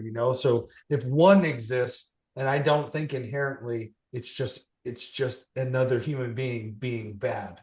I think there's some influence there from something that we can't explain. It's that person wasn't born to be evil. They chose that. Their steps and their path took them in that direction. But there was ultimately some influence. If you want to look at it like uh, John Constantine is a good movie to reference. Like there are demons on here that influence demons and angels that influence us in one way or another. When there's a fork in the road, whether it's a subconscious, the good and the bad of my subconscious, they're the ones telling me. But that good and the bad of the subconscious, I believe, is again either an angel or a demon or God or the devil somehow influencing us to do what they want us to do. And then again, if you're not inherently a faithful person, you might lean on the other side, because you don't practice. Even if you don't practice religion, but you're a faithful person, I feel like that's the good side of you, right? Like you want to be a good human being, a good father, a good brother, a good person to other human beings. If that isn't important to you inherently, then you tend to ride on the dark side of life, so to speak. Anakin Skywalker, Darth Vader type thing. That's my belief. I will say this, recorded. Every person that I grew up around is on the other side, Nate. The people they make bad choices. They do bad things all the time. Yeah. And so when I hear, oh, maybe there's this nice side, it's hard for me to trust that, which is why, again, I go back to you guys. I'm just trying to say thank you because you guys all were the reason that I was able to make it through because I was in absolute hell the entire time. So You're I'm welcome. just saying thank you to my boys because you all, like Tim, your family, Wally, your family, Nate, your family, everybody. It's the reason I can sit here now and say I have a wonderful family over here. I am so happy. I have a great wife. I have great kids. My kids like quarterbacking. He's living on the dreams I wish I could live. And Hmm. my daughter is like the flyer on a cheerleading team. Like I get to live this amazing life in my mind because you all were so kind to me and so nice to me. And see, Tim, I think you're seeing it as more like a divine thing. And maybe you're right. I'm not saying you're wrong. But like what I'm saying is you guys are the reason. And Jeff as well, Chad as well. Like it helped me through. Mm. And I'm happy that I get to say this out loud. I never got to say that before. It feels good. You're my Thanks for boys. sharing. Thanks for sharing it. I appreciate that. And I would ask you, or I would say to you, I think again, I'm not the most religious person. I don't practice religion, but I would say there was a reason why you asked one of us. Like you took the step to ask any one of us for help or for ask about our opinion about something. That's what you value about us, I feel. And not only have all of us helped you in some way or just subconsciously, like what would Nate do? What would Tim do? What would Wally do? Like even if that was the case, somebody put us here in your path, in your direction. Like it's not divine intervention. Like it didn't just happen, and it wasn't. I wouldn't say it ultimately supposed to happen. It wasn't just going to happen. Like there were steps, things that you needed to do in order to, again, yeah, we all reached out to each other, gained each other's trust, but there's something that you did inherently that proved to us that we could trust you. Same, that's a two-way street. And then again, the fact that you reached out to any one of us at any given time, or we inspired you, like that's again, I don't believe it's divine intervention. It's almost like a prayer answered, if you want to look at it that way. Like you might have asked for it subconsciously. You didn't get down on your knees and pray, but that is what happened, and that is what helped. You know what I mean? Yeah. I couldn't No. ask for a better group of friends. I really couldn't. I couldn't ask for a better group. Like Wally, remember when you guys drove me home from that place? My expectation was like, Conquered, the barn right. conquered. Yep. I'm not kidding. My expectation was that I was alone and had to figure out a way. That was my expectation. And Wally, you were like, okay, Uber's not coming. I'll drive you home. And I was like, no, you can't do that. Like people don't do that for me. And you were like, no, we're doing this. And like that's the kind, it's a small thing to you maybe, but to me it was like, I have holy shit. I Yeah. have real friends. Hey, Chet, do you know you're the only person I've ever punched in my life? Is that true? It's true. He's the only person I've ever punched. I wish I could Well, say that weren't true, but it's true. No, you know what? That's not true. I once saw you punch Rick Kelly in the face up in Interlakes, and you almost started a brawl. Oh yeah, but that was like I was doing You almost started exactly an what all-out Jim, brawl. your stepfather Jim, told me. He's like, when you get the ball and they're coming in on you, you swing your elbow like that, and I did exactly what he told me to do, And then he and got I mad at got you. punched in the face. Yeah, you got punched in the face too. That was almost an all-out brawl that game. I remember Fred Caruso screaming in the, "That's Bush I League!" remember the same thing. I remember him My standing father screaming, was "That's too. Bush!" Oh my gosh. Anyway, yeah, Chet, you're on purpose. I mean, not in a basketball game. You're only the person I've ever punched. I Uh, I I will remember you say, that. remember Tim, that? I you do. need to get out there and just get angry and punch somebody out of I know anger I because do. it, I it just need feels a. pretty good. It's Yeah, therapeutic. it's about time. It's been years. It's great. It is. So, getting back to the supernatural thing and the Yeah. aliens. Yes. So here's a theory. I think about this a lot. I obviously am more on the supernatural side of things. I believe that we live in a very thin world where there's a very thin dimensional separation between physical reality and spiritual realities. I also take it for granted that if we're talking about real, like what is real, I take it for granted that the spiritual is more real than the physical. And I get that from the Bible where um, it says God is spirit. And so if God is spirit, then God is more real than me, therefore spirit's more real. So I think that there is a reality to the spirit that is in some way more real than this physical stuff. So, and this is for the majority of human existence, as you know, this was a given.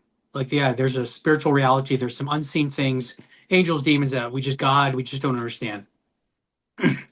It's a very recent development that we have not needed God for that hypothesis of strange thing that's happened or physical phenomena. And so I think if you step back and look at the timeline of human existence, the materialistic scientism of the past 200, 300 years, I think it's a blip. And I think that something like you mentioned, Nate, Star Wars, where you have this simultaneous technological advancement as well as spiritual reality that are coexisting, superimposed on each other. My theory, personally, is that I think that if we were to fast forward 300 years, we would see a much more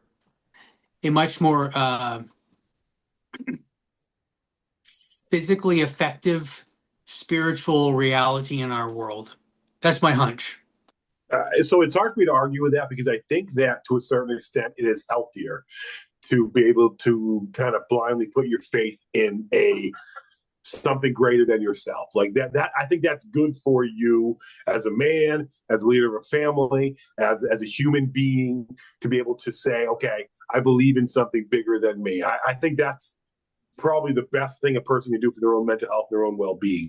But I also think that when you talk about the last 200, 300 years, the enlightenment, because they've been able to logically explain things that people in the past may have taken for evidence of a power greater than themselves. So Yeah. it's hard for me to say, okay, you have these factual occurrences that are able to explain these various phenomenon, whether it be, it's hard for me to give exact examples, but like I'm talking about, like, shooting stars and eclipses and all these other things that people have been able to explain with science. It's hard to just say, like, well, I recognize and I think that at 45 years old now, in my age, I recognize the value in kind of a religious overlay of your life and the structure that it can provide. And more importantly, and this speaks to Chet and my point about relationships, more importantly, the community it provides and the value in that community on your mental health. It's hard for me to argue with what you're saying because I do think that it leaves people in a better place ultimately. But I don't necessarily think that it is because that is true. Like, what I'm saying? I mean, it's better for man. I don't argue that. That doesn't necessarily, in my eyes, equate with it being real and being true and being 100% honest. Does that make sense? What I'm saying? Like, did I explain that? Well, yeah, it makes sense. I take issue with your word of blind faith. Okay. I don't think that faith is blind. Well, it can be, but I don't think that true faith is blind. But yeah, and I understand where you're coming from. That there's some pragmatic uses for faith and belief, but ultimately, I think not accepting you. I think that there is an air of sort of arrogance about that thought. Is that these other people they're just not smart enough to understand that they're really all that it's just an invention of their own mind. That's all that it really is. And it works for you and it makes you feel good, But we all know up here in the ivory tower that it's just false. Well, So my intent is not to come across arrogantly. Again, I'm trying to explain my own worldview, my own oversight, and yeah, more importantly, like where I struggle, because like I this is like, I guess I'm more projecting about myself versus trying to, like, it's hard for me to look at that and not look at it from a pragmatic state. And again, sure. I am not nearly as well read or as well versed or as able to articulate this kind of even domain. I mean, you've got what seems like a doctorate level of education, so I feel very inadequate to even have this conversation with you, if I'm being 100% honest. Well, yeah, and I didn't mean to impugn you. I wasn't saying that you were saying that. Um, being arrogant. I don't think that about you at all. So He was being kind of smug about it, though, I thought. You're a son of a bitch. Christ, You're a Nate. real son of a bitch, Jesus Nate. Christ, Nate. I felt like he had an elitist attitude about it. I'm going to be honest. Son It of was a his bitch. tone, I think. It was his tone. yeah, I think the point that I'm making is stepping back and looking at the timeline of humanity, and we have a little blip of a scientism that has sort of ripened on the vine, and I think probably over ripened. And while I value science, it was Francis Bacon and Roger Bacon who were the one Christians who established the scientific method and all that. So I greatly appreciate the scientific method and all that, and it has its place as one portion of the way to know something. But it's in the same way of knowing something, like the way dissecting a frog is in knowing what a frog is. Dissection is helpful in its context to know okay, how does this organ function with this organ and what happens when I zap this with electricity. But when you dissect something, you lose the thing. It's like trying to dissect a cat to find where the curiosity is. You lose the cat. And so I think scientism and the scientific method and for the past 150, 200, whatever, 300 years has been very useful. But I do think that it's been the other part, sort of the numinous part, the call it spiritual part of our minds has been neglected. And I think, well, we're just consigned to the small 10% of what we can prove empirically. But I don't think that encompasses all of what it means to know something. There's a great body of ways that we can understand or we can know something. And so I think what I'm saying is, are we going to confine ourselves to the small portion of knowledge that is simply empirical, what I can test, what I can sense? Or are we coming to a point, and I believe this is true, when we're recognizing that empiricism, the scientific method, etc., has a great value in a certain small area, but it cannot answer any of the questions that really make life meaningful. What does it mean to be a human? What does it mean to love? How I interact with other people? Things like that. So I think what we're seeing over time is, I think we're going to, my opinion is that we're going to be growing. There might be some tumultuous, road ahead, and but I think that we're going to be coming to a time where we're going to be able to reconcile the spiritual and the physical in a way that we haven't in the past, where both can coexist and we don't exclude one for the sake of the other. Yeah. So just real quick, I think the empirical is always bad news. I tell the people that work for me, I'm like, what's the harder thing? That's the thing you have to do. It's never easy. Empirical sucks. Empirical tells us bad news all the time. Well, it also tells us how to treat pneumonia. So It does. That's true. But faith is different, and faith is, God, Tim, trust me, I would love it if I could do it. Like, it's wonderful. It's a wonderful thing. And I'm not saying that I'm smarter. I could be wrong. Yeah. Yeah. I could be wrong. Like Wally agrees with me. We could be wrong, and like maybe we messed this up. Not messed it up, but like maybe we're wrong. But empirical data always sucks. But then it leads to, like you said, these incredible breakthroughs over time. And so what you're saying, I think if I'm hearing you right, is like that empirical data is not the only data. There's also other things. So like when I say to you, I met my son before he was born, I think that's the part you're talking about, like where you feel like there was something else in my life way back when that I knew I had to live for. Am I on or off track with you? Well, I don't think you're off track necessarily. The idea that there's, I mean, um, uh, there's a bunch of ways to know things and a bunch of experiences that we have that cannot be reducible just to empirical knowledge.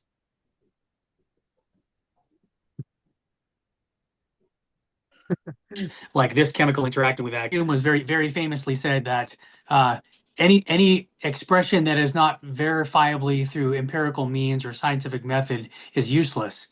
But the very sentence that he said is not subject to verification to empiricism. So it's sort of self-defeating in a way. And so yeah, I hear what you're saying, and I agree generally with what you're saying. It's a vast, most of the most important things in our lives that make life worth living and that are most important are not scientific. They're not empirical. They're not subject to hypothesis and experimentation and such. Yeah, fair. Wally, come on, you got this. Yeah, wow. So you can't buy. I love when you talk about this stuff. It's my favorite. What is shit? You want to talk about some terrorists or something? Terrorists? Yeah. Can I tell my ghost story first? Yeah, let's I go know you had a ghost story. Yes, tell us the Let's ghost go. story. I want to tell my truth. It's a good split. When Tell I your bought, truth. so the first house Shannon and I bought, we bought a house, we rehabbed it. It had been owned by an elderly couple for a number of years. The man passed away, I don't know, 4 or 5 years earlier in the house. When we bought the house, we did a major renovation, kind of like gutted it, rebuilt it. In amongst this ongoing kind of construction, I was working one day, and we had been in there every day for a span of weeks. Okay. And I went into the house, and I was the last one in the night before, and I was the first one in the next morning. There was nobody that had come in between, and I went in downstairs to like the downstairs bathroom, opened the door, and laying right in the right in the middle of the downstairs bathroom, what was ultimately turned into the downstairs bathroom. It was a pantry at the time. Was a tile that read. It was written on by a pencil that said, "Leave me alone. I want to sleep." It wasn't there the night before. It didn't. I had no idea how it got there. It was laying face up. As soon as I opened the door, right there. There were no tiles around. There was nothing. There was nothing or nobody that would explain definitively. Everything was locked up. There was no signs anyone had been in there. Then a couple of weeks later, we were in amongst trying to. We were painting the house. I had to scrape it. I had a whole bunch of people coming over. We're going to scrape the outside of the house. We're going to paint it. And I couldn't find the gentleman who had passed away was I think it was an electrician by trade, but he left a basement full of tools. Every tool you could imagine, they were all down there. I was very, very lucky to have bought this house and been able to keep these tools. So I had been down all morning trying to find scrapers. I'm like, he had to have them. He did it himself. I know he's got scrapers down here. And I'd been tearing apart the basement trying to get it.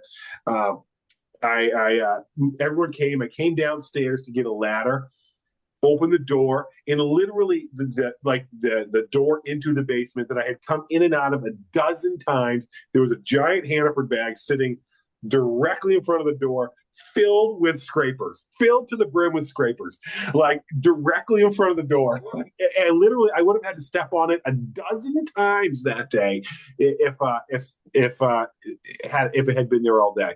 And I've never been able to explain those two occurrences. And I do believe, and part of me was like, well, this doesn't make sense. Like, I was trying to help this man's house, and then I found these on the floor after having been in there a dozen fucking times. It doesn't make any sense to me. And you know, the straw that broke the camel's back was, it was funny. We talked Chad earlier. I went to Chad's first husband was a gentleman by the name of Israel. Was his Israel. name? Yep. And he considered himself a like he had a sixth sense in some capacity. He could see, like, I don't He know was what, a medium. a medium of some sort. Yeah. And like the first time he met me, he looks at me, he goes, "You've got 3 ghosts that just follow you around." I'm like, "What? That's some fucking kind of greeting, pal." But he explained that he thought that he could. This is one of the first times I ever met this man, and that he had seen, and they follow me around everywhere I go. I'm like, "Listen, pal." But those are my 3 ghost stories. Yeah, That's interesting. I got a You story. would- If nobody else has anything.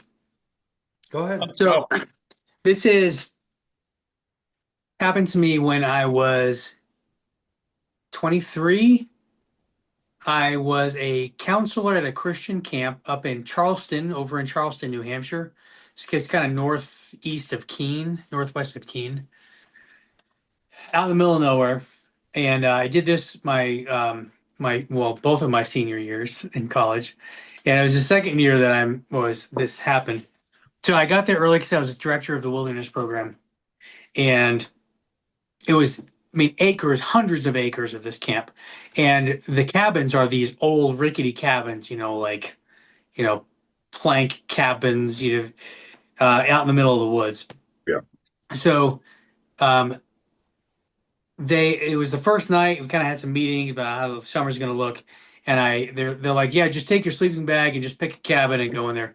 There's the big creepy woods. No one's there. So I just picked the first cabin, and I go in and I lay down, and the bunk beds are not parallel to the walls but perpendicular. And so I pick one kind of right in the middle, and I lay down, and I'm facing the door, and I'm half asleep. And it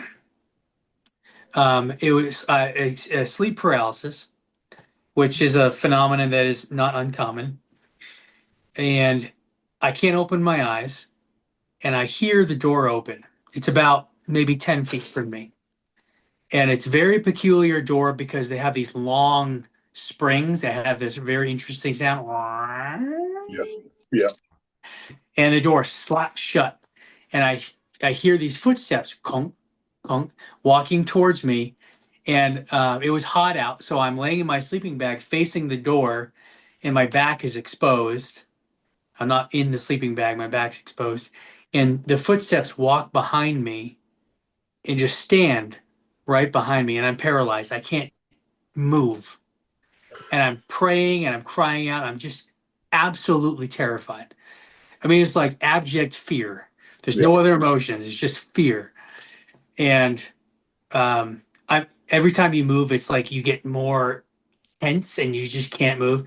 And so, and then it passed after a few seconds, right? And I come to, woke up, whatever you want to call it.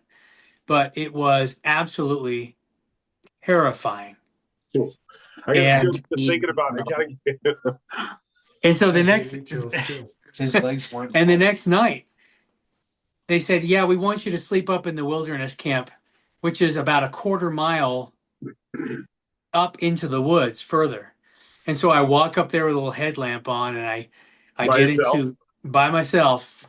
And it was sort of like a coming of age moment for myself. Am I going to let fear rule me? And if this is, and I kind of took it for granted that this was a spiritual thing.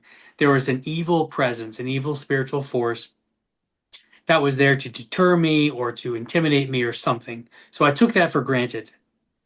And so I go up, I walk a quarter mile half mile, whatever it is, up into the woods by myself. And I'm just petrified the whole time. And I get into the cabin and I was like, so afraid that the same thing is going to happen. And I thought, I need to deal with this now, or this is always going to be a thing. And so I was in my underwear. I just got up and I walked outside into the pitch darkness in the middle of the woods, terrified. And I was praying and I was like, I am not moving. I don't care how afraid I get. I'm going to stand here for 5 minutes in the middle of the woods. And mosquitoes are biting me and they're buzzing in my ears and everything. And I just stood there. And then I very calmly walked back inside and I went to bed, and it hasn't happened to me since. That was probably like, I don't know, 24 years ago, 22 years ago. That was my one real experience with Yes. supernatural. That's crazy. But And you it's killed funny it. because You say killed it. Good job. yeah, and you say that you had a lot of fear, but if you analyze it a little bit more when not in the heat of the moment and not while you're still in that environment, like whatever happened, the opportunity existed for them to do something and nothing happened. So maybe it wasn't, again, what we see as evil, or an entity that we think is evil, or a spiritual thing that happens to us that is evil. We feel it's evil, isn't necessarily, again, it could have been somebody was that medium, that spirit was trying to reach out to you for good, you know what I mean? Or whatever that was. And then they were deterred because you thought that they were evil and you didn't want to fear it, and like they didn't persist, you know what I mean? So Yeah. you were Yeah, I lucky. mean, You were lucky. No, I'm just kidding. it's possible. Interestingly, two guys I met in college at UNH, and one man that I worked with at that same camp, they talked a lot about satanic ritual abuse that happened in northern New Hampshire, and which I'd never heard of before. But this guy's father was a pastor, and he specifically counseled just oodles of people that had been victims of satanic ritual abuse. And for what it's worth, the guy that I went to college with said he could see spirit angels and demons. And this was kind of like out of the blue. We'd known each other for like a year and a half, and he was a real level-headed guy. And we're sitting at Perkins one day at like, and he's like, I don't know how we got talking about it. I was like, yeah, I can see angels and demons. I was like, wait, what? Who are you? Right. And why are you here? You should be doing other things. Yeah. So anyway, so that's I thought that was interesting about New Hampshire. Is like, is that real? Is that they were talking about like sheriffs being in on it and police and I don't know. Have you done any research to like prove I it? haven't. Oh. I've heard like husky males between the age of 35 and 45 are usually involved in satanic rituals up there. About 6'1", 225. Yeah. I'm Above 6'2", average height. and I'm heavier than 225. That rules me out. Am I husky? Do I get to be husky? No, it's above 225. God damn it. Above 220, not 225. It's above 225. That's what I've heard. People up there are different, man. Oh, wait, Tim, we have to ask you and Molly. The part is at the same time that satanic ritual abuse is happening in northern New Hampshire. There was Catholic ritual abuse happening in southern New Hampshire throughout the dioceses too. So, I mean, which is more evil? Yeah, that's a good question. That is a good question. I don't disagree with you. Oh, man. What were you gonna say, Chet? Oh, I was going to say, over under for Patriots, because I'm going to move this along to the Patriots conversation, because you and I already decided, but I want to hear from them. The question is, who do I think they're going to draft? No, over under on games won or lost. So like, oh gosh, Nate and I came to a see the concession. schedule and go over game by game. I want to say we're going to flirt with 5. I really want to say we're going to flirt with 500. Well, your homework is to figure out an over under that we should bet on, or whether we go over under on whatever bet. But also, I'd like to I want to do a bet on the Patriots over under, but then I want to parlay it, do a separate bet and parlay it with 2 or 3 other teams. Yeah, and look do at their you throwing all do up. their over You didn't under. know a damn thing about sports betting a year ago this time, and talking about parlay the Patriots off of somebody else. Don't Remember even the start ball with me, throwing up. man. I knew a parlay just because I've never been to Vegas. I've wanted to gamble. I know a lot about it, but I just haven't talked it or been able to do it because I can't parlay anything on like any of the sports betting apps that I can currently I use in maintain Texas. a year ago this time you didn't know what a parlay was. I don't know what a I knew parlay what a is. parlay was. You didn't know So what a parlay. If parlays I'm when you outing string myself. together bets. It's like 2 or 3 different bets that are lumped into a single payout. So you can bet like the Celtics versus the Hornets are going to score over 210 points, and Jason Tatum's going to score 30, and the Celtics win by 10. And you can bet them all together for a larger outcome. If that makes But sense. if you lose any in one of those Any three, of those legs, you lose them all. okay. Yeah, you got to win them all Yeah. to win it out. Yeah, you got to It's a win them way all. to They bet. all It's a have way to. to bet small money and win big money in the with greater odds. Do you guys use like whatever I see the ads like MGM or one of We these have been other? in New Hampshire. DraftKings is legal, so we had a joint account for football. We bet all our money and lost it all. I think I might have like $11 in there currently. That what happened? Something along those lines. We don't have very much. We were doing good and then we lost it. Yeah. So Tim, Like the to gambling. let you know, at one point I texted like, "Hey, what do you need?" And Wally says, "Don't send me more money." We need more money now. You just kept sending me money. I'm like, stop it. I don't want any more money. We need to send you some more money because we need to like the Yeah, over we under have bet. to. We should put more than like we should be like $50 a piece. Agreed. Like this is our thing. Let's do it. Man. But I mean, I don't mean you send them 50 and we use that to make money. I mean $50 on one bet. Deal. And that's $50 a piece. A 3-leg season-long parlay. Is that what Yeah. you're looking to do? Yeah.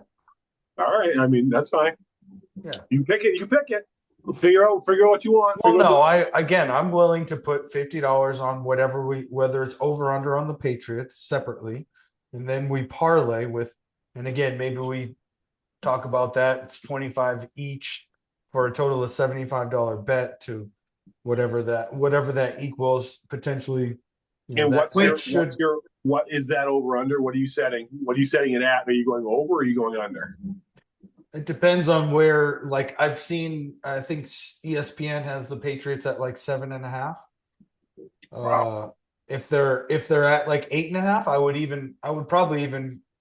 I would debate on taking the under on 8.5. But I think I think they have a chance to make the playoffs. So maybe. Well, I can rest assured I will not put money on the under for you against the team I'm rooting for. Not in this lifetime, pal. Not if you want me to be the vehicle on that bet. I will not bet against the Patriots. I've made this crystal clear. You can call me a fanboy, and you do often, that's the line I draw in the sand. I do not bet against any of my teams ever. That's not betting against the team. It's saying that they betting against them. You call yourself it's saying you want them to win less than 8, whatever that number is. I don't want them to win less than that. I want Nate just likes money more than you like the Patriots. Yeah, I'm a realist, man. I know what our flaws are. I'm not gonna sugarcoat them. I know Tom Brady isn't coming back. I know Bill Belichick isn't coming back. Grow a backbone. I'm not doing it. That's fine. We'll figure it out. We'll place a separate bet. Hey guys, I gotta go. See you later, All right, Timmy. man. All right, guys. Thanks. Good night, Tim. Talking to you. Thank you again. Tim, I enjoyed thank the you. conversation. My dog's barking. I can't hear you. What? I enjoyed the Thank you. conversation tonight. Oh Thank you. yeah. Yeah. All right. I'll see you later. Yeah. We'll Good see you night. next week, hopefully. I didn't like the part where he called me stupid. I didn't care for that part. I think That we was the should one figure part. out. That was the one part I didn't care for. I think we should figure out a way to go out there to visit him because it's a short trip for me, long trip for you guys. But we should go up there to Colorado. hike a mountain or something. You handled that with such awesomeness. I was like, oh my gosh. Oh my God. I didn't feel like he called you stupid, Wally. I was just kidding. I enjoy the conversation. That was great. And we should That go was a good we should go visit him in Colorado. That'd be great. We definitely need to have that conversation about Final And also- Destination again. Nate, before you post everything, did I Yeah, say anything stupid when I was talking about how much I love you guys? Is that bad? We all sound No. stupid compared to Tim when we're talking about religion. Like I can't, like I don't have the breadth of knowledge he does. So it's hard for me to maintain my point when he brings up like any number of the books that I have never even heard of. He can do all Well, this he's stuff. read more. I meant, He's I read meant more than like, us. when I told you guys like how much you mean to me, like did I sound No, Is it it was bad, great. like- It was heartfelt. It was genuine. I loved it. okay? I need more of that, Chet. That's his Well, opinion. I have a hard time with that stuff. That's But- my opinion. Wally's not They very made- sentimental. Wally's not very sentimental. He doesn't like that shit. Like here's the I'm all problem. about it. I've been struggling with this. I think I'm dead on the inside. I'm not sure, but I don't feel emotions like most people should anymore. Is it Does because your you're wife have your anything to dad? do with that, or she beating you It's been- down, or what? There's a lot going on. Listen, that's a topic for another day. There's a lot going on in my life, and We can do it. I did it. I said some shit that I'm scared that I said. You can say it. Well, Oh, so no, maybe I we'll- wanted to do it. I feel like the older you get, the lonelier you become. And it's a very difficult emotion to kind of deal with on my part because you become so family centric. And I love my family. I'll do anything for them, but it comes at the expense of other relationships in my life. And then when it's like then you kind of pull in, you have the family, and as you get older, your parents become more dependent on you, and it's less of a reciprocal relationship, more of a one sided, which is fine. I'm fine with that.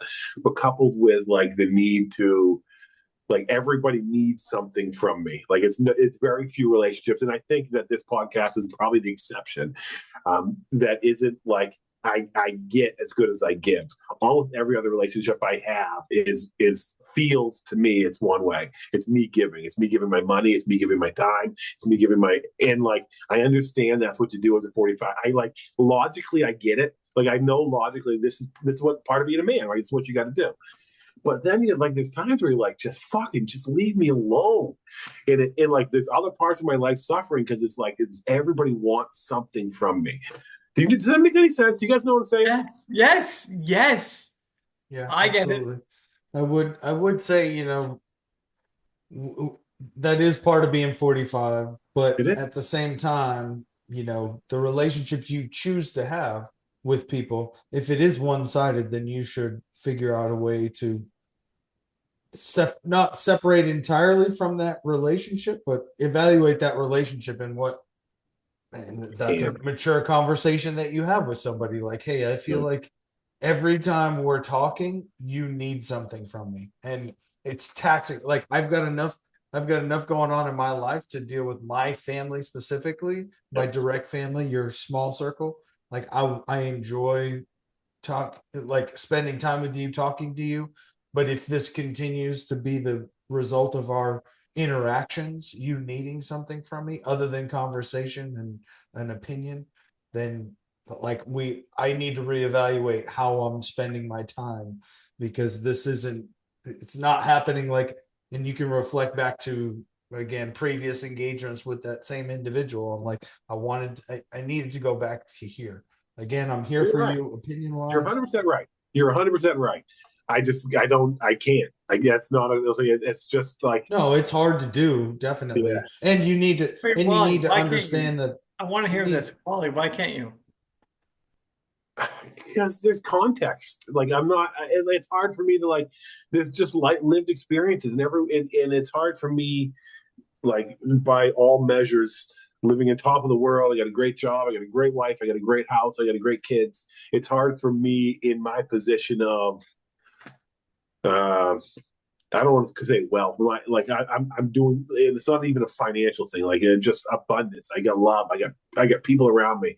It's hard for me to look at people that are just struggling, abjectly struggling, in people that I've loved for 30, 40, 50 years of my whole life.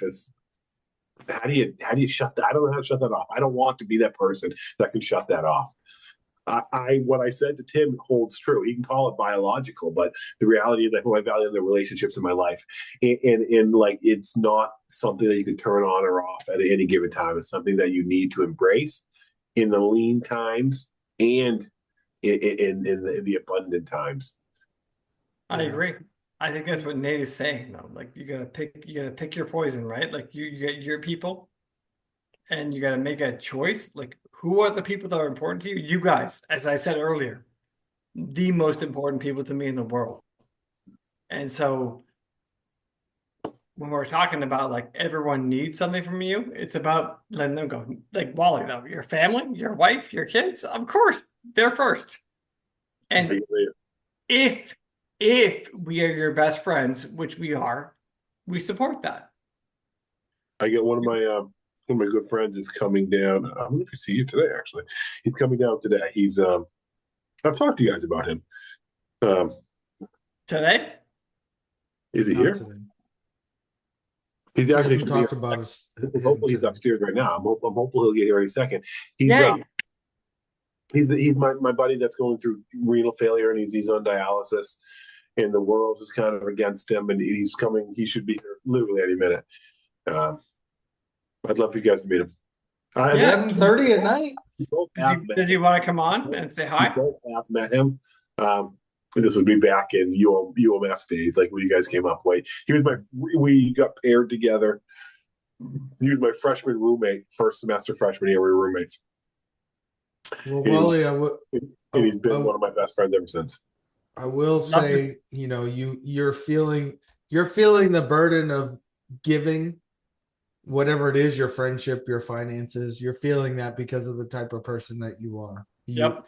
You're accepting of everyone around you, which is a great thing, Mhm. and obviously at some point you might feel like you owe them because they've helped you out in a way that they probably don't even know about, so, and I appreciate that's you. just the type of person you are. I appreciate you saying that. And I guess what I'm struggling with is I feel at some elements, I feel a hardening of that.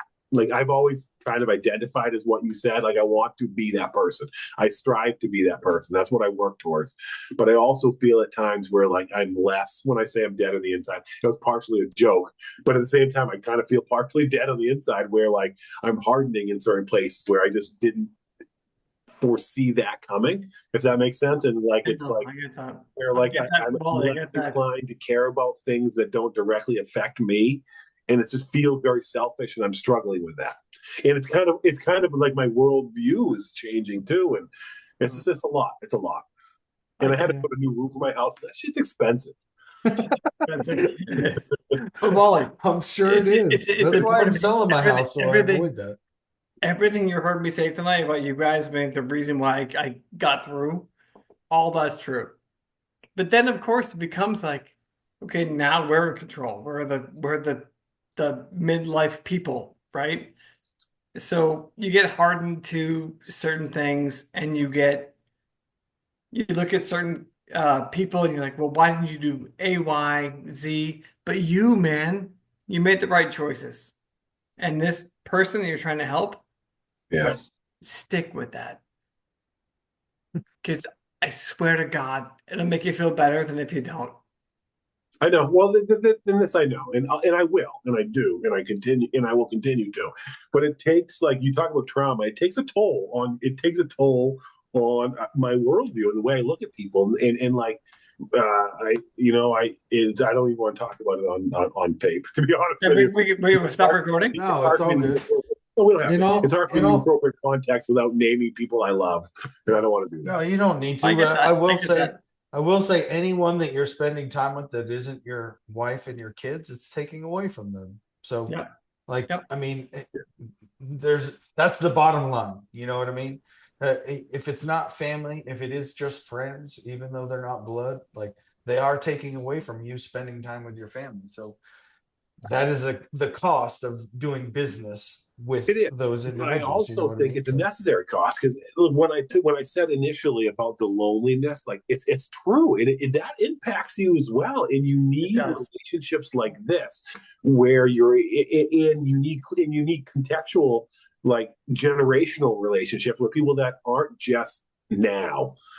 Because like now you kind of fluctuate. Sometimes now Yeah. can be really down, sometimes now can be really high. But if I have relationships that span the length, like the ups and the downs, they're going to kind of exist on both ends of that spectrum. So like there's value in that. And then like logically, like you don't want to abandon someone on the down part because like I'm going to need them when I'm on my down part. True story. Wally, when I was on my down part in 2012, you know what he did? Offered me a place to stay. I didn't take it because I was too embarrassed, but like that still sticks with me. Yeah. We have family, us. Yep. So Nate, what you're saying is absolutely true. Like every second you take away from your family is a thing. I don't consider this podcast taking away from my family. It's benefiting my family because it's showing them that like this is what happens when you develop good bonds with good people. And when I was talking to Tim about community and like the value that religion provides, like to me, You're really smug about that, by the way. You just had a tone about you that was. Let me reiterate, you're a real son of a bitch. Let me reiterate, you're a real son of a bitch. You jumped right on that bandwagon real quick, pal. I did. I saw an opportunity. Hey, I'm not one to pass up an opportunity. No, you did not. It was very well timed. it was very well timed. Oh, now you have me worked up. I don't know where I was going. Go ahead, Wally. I don't know where I was going. I lost my train of thought. Sorry, you were talking about Tim in the conversation. 4 of these blue shines in at 8%, and I'm feeling pretty good. Yeah. Good. Listen, well, let's talk about. Do we want to talk about some sports or no? Yeah, let's talk about some sports. All right. Celtics Let's start with. while I make a drink, I can hear you. We haven't. For a second. Nate. Let's talk about the Celtics for a second. Yeah, let's talk about the Celtics. Let's start with. This the is Celtics. really brief because I really feel like they're coming into their own for playoff time.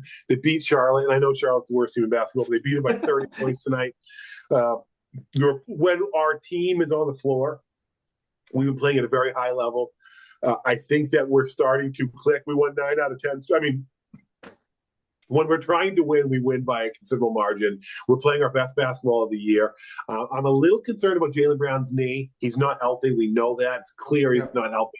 It's going to impact them the rest of the playoffs.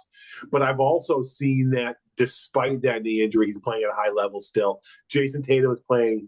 Like, did you see that Knicks game, Nate? I did. Yeah, I watched it. Yeah. His fourth quarter was like just fuck you to the haters because that was a brand of basketball that was he even stepped up to a notch what I'm used to. I'm really excited. I think we have a very good chance to win again, to win the championship again. I think we're the best team in the East by a considerable margin. I'm really concerned about the New Orleans, the Thunder. That Thunder team is really very, very good. I think part of me thinks this Cleveland team's a paper tiger. I don't even know that they'll make a decent conference finals to play us, if I'm being honest. But I do think that Thunder team is an absolute train, and we're going to have a very big challenge facing them. SGA is every bit the superstar he's claimed to be. He's humble. They play defense the right way. The game they played against the Celtics defensively was like, boy, oh boy, that's how the Celtics played last year. And I'd like to see more of that. I like where we're at. I'm excited for the playoffs. We got one more game with regular season, and then we're it's playoff time, and I'm really excited. I like where we're at. I like our chances. I like this team. I'm very, very excited for the playoffs to start. I agree with everything you said. I liked it. I like Jason Tatum against the Knicks. I watched that game and I'm like, man, this guy doesn't get any calls. I don't understand it. You're I don't absolutely understand right. it. And You're not wrong again, with that. if we go back to the beginning of the season, we all wanted, we talked about it. we were upset with the Olympic Games, how much he didn't play, how much he should have played, we felt. And also we thought that it would be a revenge tour, but I think this solidifies our my opinion about him, that he is a superstar. There's no doubt about that. But his demeanor, the way he is, it's not what we're used to. It's not what most superstars post LeBron James. Like that's what we want. We want a superstar like Michael Jordan, who's just intense in everything that they do, and not necessarily inherently trying to communicate what needs to be done, other than more intensity. You know what I mean? And we don't see that with him, and that's fine. I wanted to see that revenge tour this year against everybody. I think he did do that to an extent, but that wasn't, I think watching him throughout the season, that wasn't on his mind. It wasn't like, this is where I get everybody back. There isn't a mean streak in his body. I don't feel like at times there is, but it's not like he doesn't go out there and put the basketball on the court, dribbling up and down the court, thinking about that. He is very, very methodical in his process. He doesn't deviate from that, which I respect. And he's become one of the best players in the NBA for that. But I will admit, I know the guy was tired because he had a phenomenal fourth quarter, but he missed the free throw to put him up. I was upset about that, but then again, he came back, hit a three to tie it, and then ultimately win it in overtime. I will agree with you also. Our defense travels. We don't need the scheme for any one individual. We can, but our defense travels, and that's the best thing about it. We will scheme to take out the best offensive weapon that any team that we face in the playoffs will have. That goes along with OKC. If we meet in the finals, OKC, you take SGA out of the equation. We've had problems with defending him specifically, but I don't think, again, the regular season is a different ball game. We're not showing all the cards in our hand. We're not scheming to stop him specifically. We're trying to take a certain thing away from him that particular game, but we're not scheming to just take him out of the equation. That will happen if we meet in the finals. Same with every team that we meet in the playoffs, and that's the difference. That's also why I'm not so sure that the Thunder will make it through the West Coast and into the finals, because it's a different ball game. I know some of them have been in the playoffs before. They're not rookies, right? But again, it's a different season. They're now the number one seed. People are going to be gunning for them. It's a different mentality. They're going to take the best offensive weapon away, and we're going to see who else they're going to make everyone else, beat them. So I hope that they can do that, but I think it favors. I honestly like the Lakers. The Lakers are the Clippers, one of the teams from LA. It's weird. It's weird how right now, doesn't it? the dude hasn't played in 3 months, and it's like he was playing overseas against top-notch competition. Wakes up out of hibernation, and here he is. He's ready, man. He's ready. So they looked formidable, and who knows with James Harden, James Harden and Kawhi. So yeah, I think like we the matched Celtics up really well against the Lakers. I think we were matched up really well against the Clippers. I'm confident in our ability to beat both of those teams. I do not think we match up that well against the Thunder, to be honest with you. I think that defensively, they are head and shoulders above the rest of the West, and that's where we'll struggle. I agree with you about offensively. I think we can take Shea out of the game. I think we can step up defensively, but I also think that they play at an elite level defensively, and we're going to have a hard time. They can guard our guards better than anybody I've seen. And when you take Derek White and Drew out of the game, we have a hard time winning. It's going to be good. It's going to be a good matchup. I'm excited. I'm excited for the playoffs. Excited. We have a long ways to go before we get there. What are we looking at? 3 months before the finals, 2.5 months before the finals, it feels like. But I'm excited for the NBA playoffs. Very excited. Yeah. No, I mean, our defense travels. Again, we can lock down any one single defender, and that's with scheme, not with playing 5-on-5. Like we've got a scheme to lock down one player. We can absolutely do that. If a defense does that to us, we have a way of offsetting it. We already know that with our offensive talent, we can offset that. So that's a non-factor in my opinion. Yep. Whether it's the fact that we shot 2,000 3-pointers, an NBA record in a season, 2,000 3-pointers this year, it doesn't matter. Like we will. Again, defense in the NBA, they're gonna scheme for a 4-game series. They're gonna scheme game to game, taking, again, more than likely the best offensive weapon or the best offensive option away from that team. And it doesn't matter if you do that, because as long as our big three are on the court, and even then, if you stop the big three, everybody else, again, OKC did follow the blueprint that the Celtics set last year. And they did that by trading a few assets in the offseason this year. But they have 1 through 4, not the center, but 1 through 4. They're all long, rangy, have good range, as in 3-point range, and can hit a midi. Like that's our blueprint. Chet can hit the 3. Who? Chet, their center can't hold. No, I was talking about Harkenstein mostly. He'll probably start most of. As far as defensively, I know that he's been coming off the bench, but I feel like they'll try and work him more into the rotation. And I feel like when Chet Holmgren's on the floor, I think he's the 4, and then there's a 5, I believe. Yeah. I haven't seen enough of OKC. I don't watch enough of him to say definitively. Yeah, but he's 7'3", so yeah. I mean, What? he's technically a center, but he just has range. So Yeah. he's long as hell. Come on, man. But yeah, I'm excited. Also, for the there's a Celtics Chet also. out there. There's a Chet out there that can be brought. Yeah. Chet Holmgren. Chet Holmgren, man. He's Went good. to Gonzaga, man.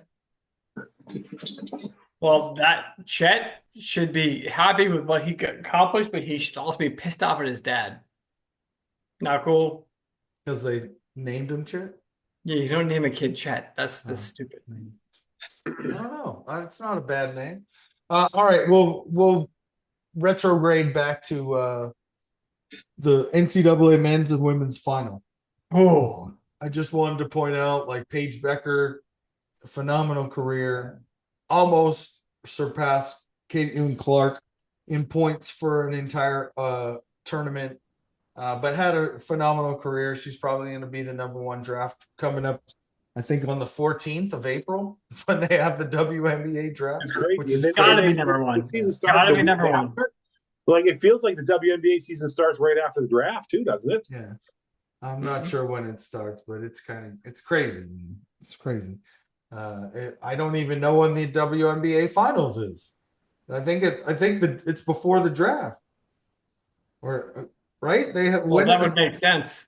Yeah. It can't be though, because they haven't even started the playoffs. The draft is coming. I feel like the tournament ends, they have the draft, the season starts. I feel like Caitlin Clark played in the tournament 1 week, in the WNBA the next. Like it's what it felt like to me. I feel like it happens boom, boom, boom right away. Oh yeah, you might be right. I'm sorry. I'm thinking that the season's already started, but I haven't been paying attention to women's. But yeah, she'll probably be the #1 draft pick, which is great for her. Shout out to her, and UConn, man. Like Gino Auriemma is the Bill Belichick of NCAA, women's basketball for sure. Probably overall, like he just continues to do it at a high level over decades. Like, and his teams are just phenomenal. It's crazy, especially in this day and age with the transfer portal and all that. So, moving on to the men's side, though, I don't know if you guys watched it. It was somewhat dramatic. Florida won. Houston was a big deal around here. Like, they were a very good team all year round. Last year they were a very good team as well. This year they were the #1 defensive team for sure. They were supposed to win. They had a 12-point lead, I think, with 12 minutes left at least, and it dwindled down, and they had definitely some execution errors Mhm. at the end. Tough way to go out for them as far as not even being able to get a shot off in the final seconds to at least have a chance to tie or go ahead. And I don't know how that happens in your execution, but one thing I wanted to point out, as soon as that game ended or the next day, there was some NBA draft analysis that came out.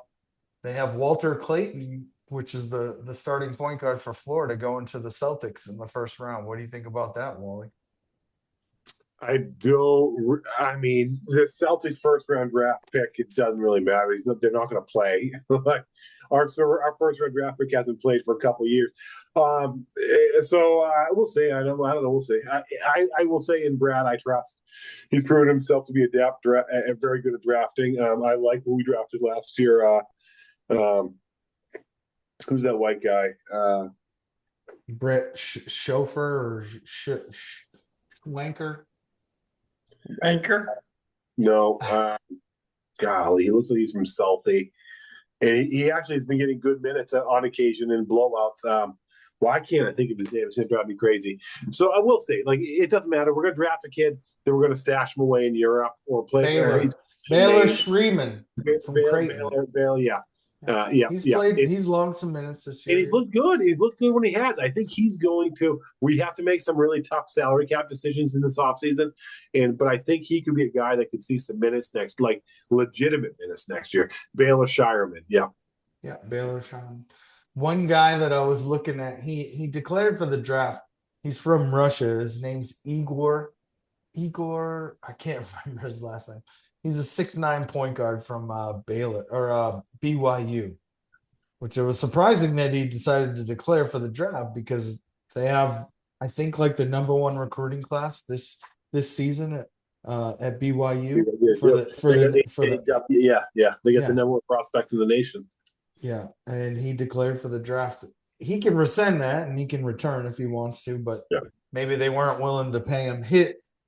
This kid, the BYU paid $1 million to buy him out of a contract with a professional team in Russia and then bring him over to BYU. So I don't know what he was getting paid. And luckily, being from Russia, he's not subject to the tariffs. So that's a good thing, right? I mean, let's hop in bed with Putin. You and me, you, me, and Trump. Me, you, Trump, Putin. We're all in this together. That's right. I thought we were going to talk about that, but I guess we weren't. We were. But yeah, I like that guy. I hope they're projecting him as a lottery pick, but who knows? We'll see.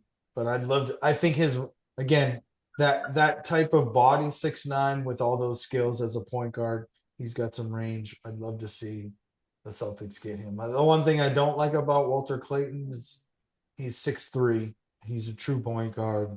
He's got some range. He can hit some shots. He can get to the basket.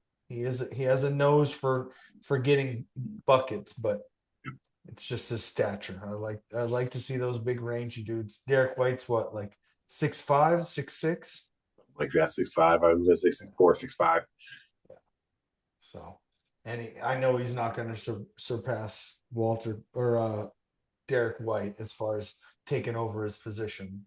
And we've invested too much money in Derek White, but listen, we'll be hard pressed to bring Drew Holiday back. We need to trim about $30 to $40 million off his payroll. We have to. They're going to end up having to pay $500 million in salary next year if they don't trim. So either everything I've read suggests either Porzingis or Holiday will not be back. Porzingis, go. So I don't know if it's that clear cut. I like Drew Holiday. I like him a lot. But of the two, a healthy Porzingis is an absolute difference maker on that court. Andrew Holiday's 34, 35, making $30 million a year. I don't know, man. I like Drew Holiday. I don't think he's back next year. And I don't think that Hauser comes back next year either. I think we have to trade both of them. Yeah, I don't want to trade. Don't get me wrong. I do not want to.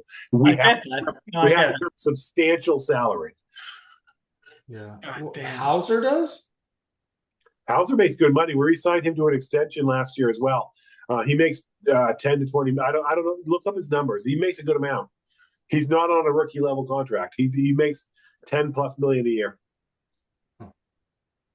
Well, yeah, we could definitely trim the fat.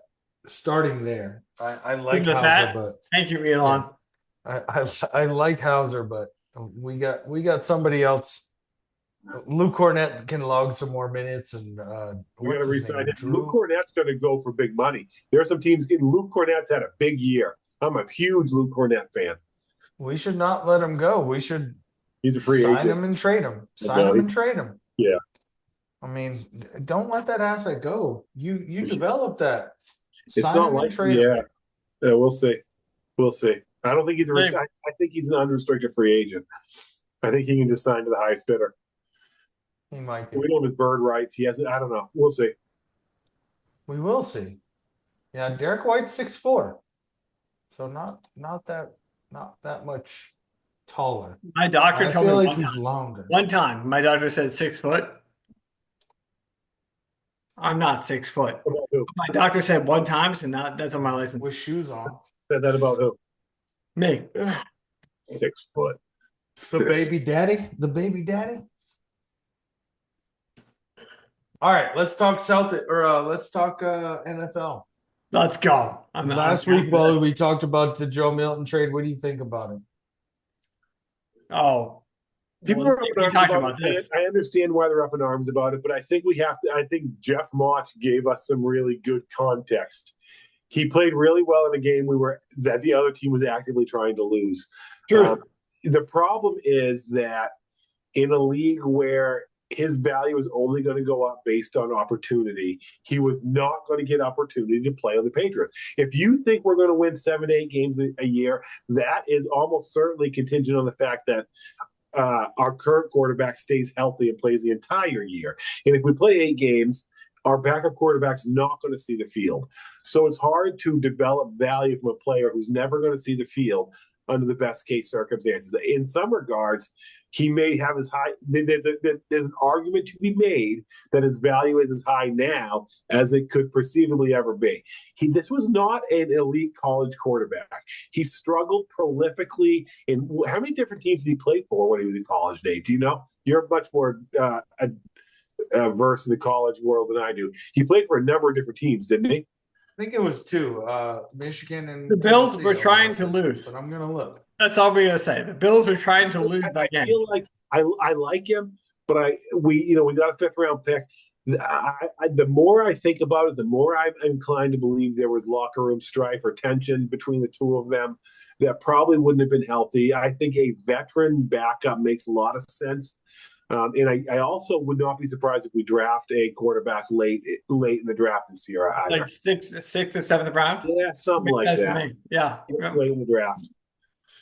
Man, if they do Also, that, I'm gonna be Okay with it. upset. I'm okay with it. I think a 3rd round pick was a pie. It was a pie in the sky wish. We're not getting a 3rd round pick for him. No team was giving a 3rd round pick. Yeah. It is what it is. I'm fine with it. No, I'm not worried about I'm not worried about a 3rd round pick. Like that's best case scenario, and somebody I would think based off of the performance, that's somebody that's extremely desperate that has a 3 or 4 different 3rd round draft picks. You know what I mean? But to your point, where you say based off of his performance, his value is only going to go up the more he plays. We're about to go into preseason, and what happens in preseason is the non-starters play, and then also non-starters get injured. So if they didn't trade him to Dallas now, let's say the scenario that they do trade him to Dallas happens in preseason, wouldn't the value go up? Not necessarily. Preseason is a different beast. I mean, we're seeing less and less of the starters in preseason. Fewer and fewer opportunities for the real players to play. I don't think it has the pull it did a couple of years ago, to be honest with you. Okay, then let me ask you this. Who's better currently, the Pastronaut or Joe Milton? Who's better? Who? Pastronaut. That's Joshua Dobbs, our current backup quarterback. That's Joshua Dobbs. Who's better, Joshua Dobbs or Joe?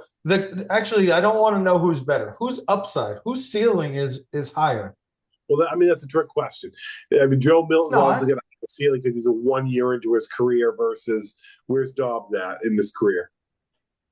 He's at least four or 5 years into Yeah. it. So, I mean, Joe Milton's got a higher upside, but that, again, he would not have had the opportunity to develop that, to realize that upside on the Patriots. He just wouldn't have. Yeah.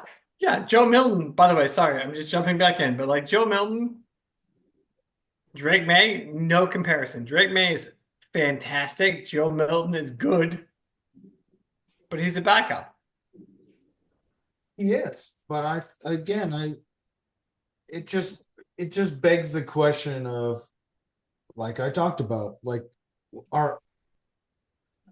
again, if we make that, then we know or we've evaluated the individual and we don't think that they can get any better and we're cutting our losses.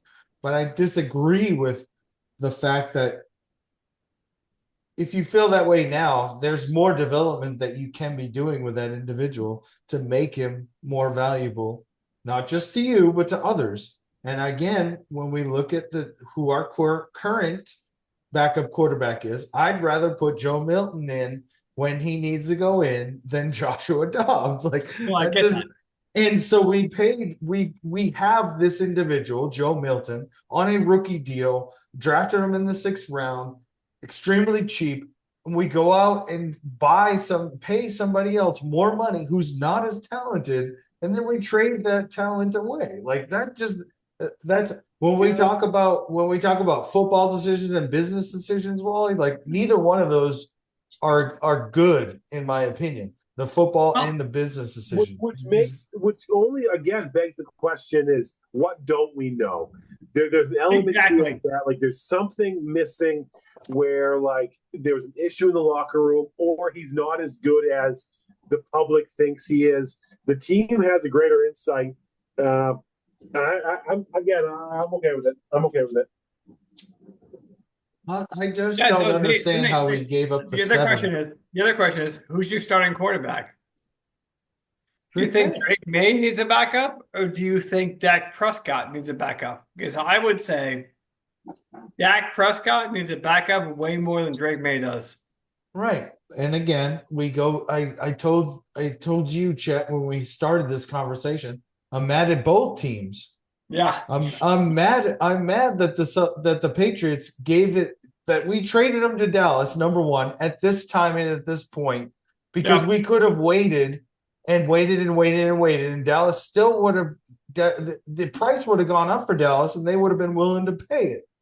Because that's what they do. Like again, they traded midseason for Trey Lance, a 4th round draft pick who's no longer on the team, who just signed a contract with the Los Angeles Chargers. So again, the team that we traded him to, we could have waited and waited.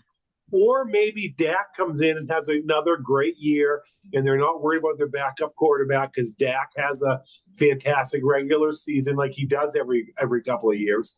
And Joe Milton never sees, and they're not even thinking about it, right? So this is why, like, they had a team willing to spend a 5th round draft pick, which is 1 draft pick higher than the pick they took him in, the round they took him in. I just think it was. I think that it was worth a gamble, personally. But we gave up a draft pick is my problem with the whole deal. If we had traded Joe Milton for a draft pick, okay, we used that pick to either get his equal, because we're now drafting a quarterback a round ahead of what we drafted him at. But again, we gave up a draft pick. Like, I don't get that. I don't get it. And again, if we go out and draft another quarterback, like that to me is just like, we shouldn't even make the deal unless it's for a 4th or a 3rd. And so only that.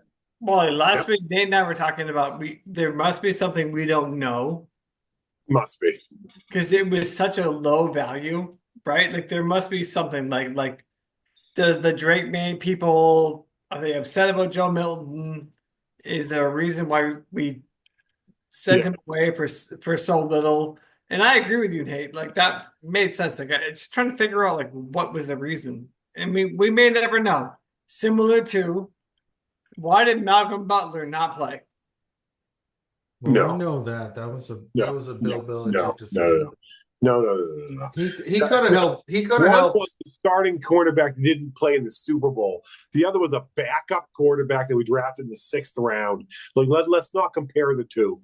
Like those are two vastly different stories with vastly different. They are, but it's the line of decision making should still be questioned though. And I You're posted something. overvaluing him. I think you're vastly overvaluing him. I have not seen anything indicative of that would suggest he is the player that it seems like the esteem you're holding him in. I don't think I'm overvaluing him. I think if again,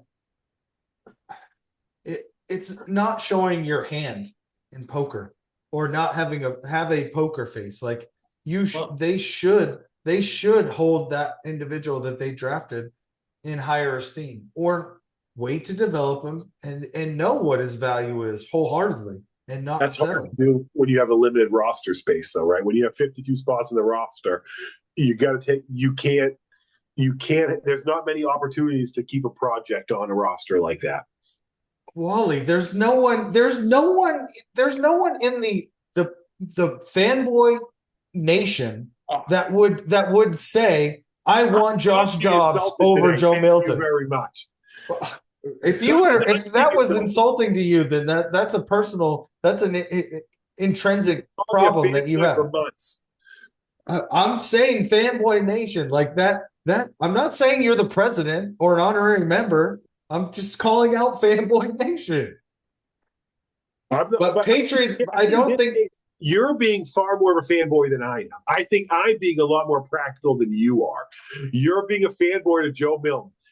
He's done nothing to suggest he's worth. Like for all we know, he could stink, and they traded him because they were going to cut him. Well, is he better? Is he better than Joshua Dobbs? Is he better than Joshua Dobbs? I don't know. Okay, then let me ask you the question: is Joshua Dobbs better than Joe Milton? I don't know. I have not seen enough of a sample size by either quarterback to say that. I don't know. Neither do you. No, I do know. I've seen. I know how many. He came in. He came into one game against an NFL team, and they were trying. The other team was trying to lose. We played. No, I have more sample sizes and samples of Joshua Dobbs than I do of Joe Milton. So I know emphatically that he is not. He is not as good as, or Joe Milton's ceiling is higher. So we could that's not what you said. You said who's better. You don't know who's better. Joe Milton might have a higher ceiling because we don't know what his ceiling is. But that doesn't mean he's a better quarterback. That means he has an opportunity to be a better quarterback. We got to put a percentage on that. This is like me and you betting the odds and you refusing to give me odds on our bets. This is very simple. No, it's you saying they're going to lose by 20. I'll bet on that, and then me calling you out on it, and then you don't want to bet on it. Then you want odds. They're odds. There's percentages. It's not a black and white issue. Does he have potential to be a better quarterback than Joshua Dobbs? Yes. Is he guaranteed to be a better quarterback than Joshua Dobbs? No, he is not.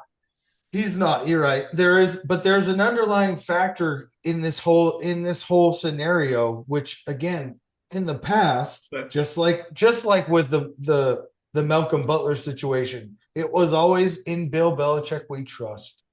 Whatever the decisions that they make, we trust that they're making the right decisions. And now I'm questioning whether that's the right mentality for any Patriots fan to have. We should be questioning these things. No, because I'm mad now. Because now not only Super Bowls, not enough for you. 6 Super Bowls. That's Bill not Belichick isn't there. There's nobody below Bob Kraft that was part of those. Excuse me. Josh McDaniels is back. All right, but there's nobody underneath them that is part of that. So not any player either. And sorry, Mike Vrabel was part of those.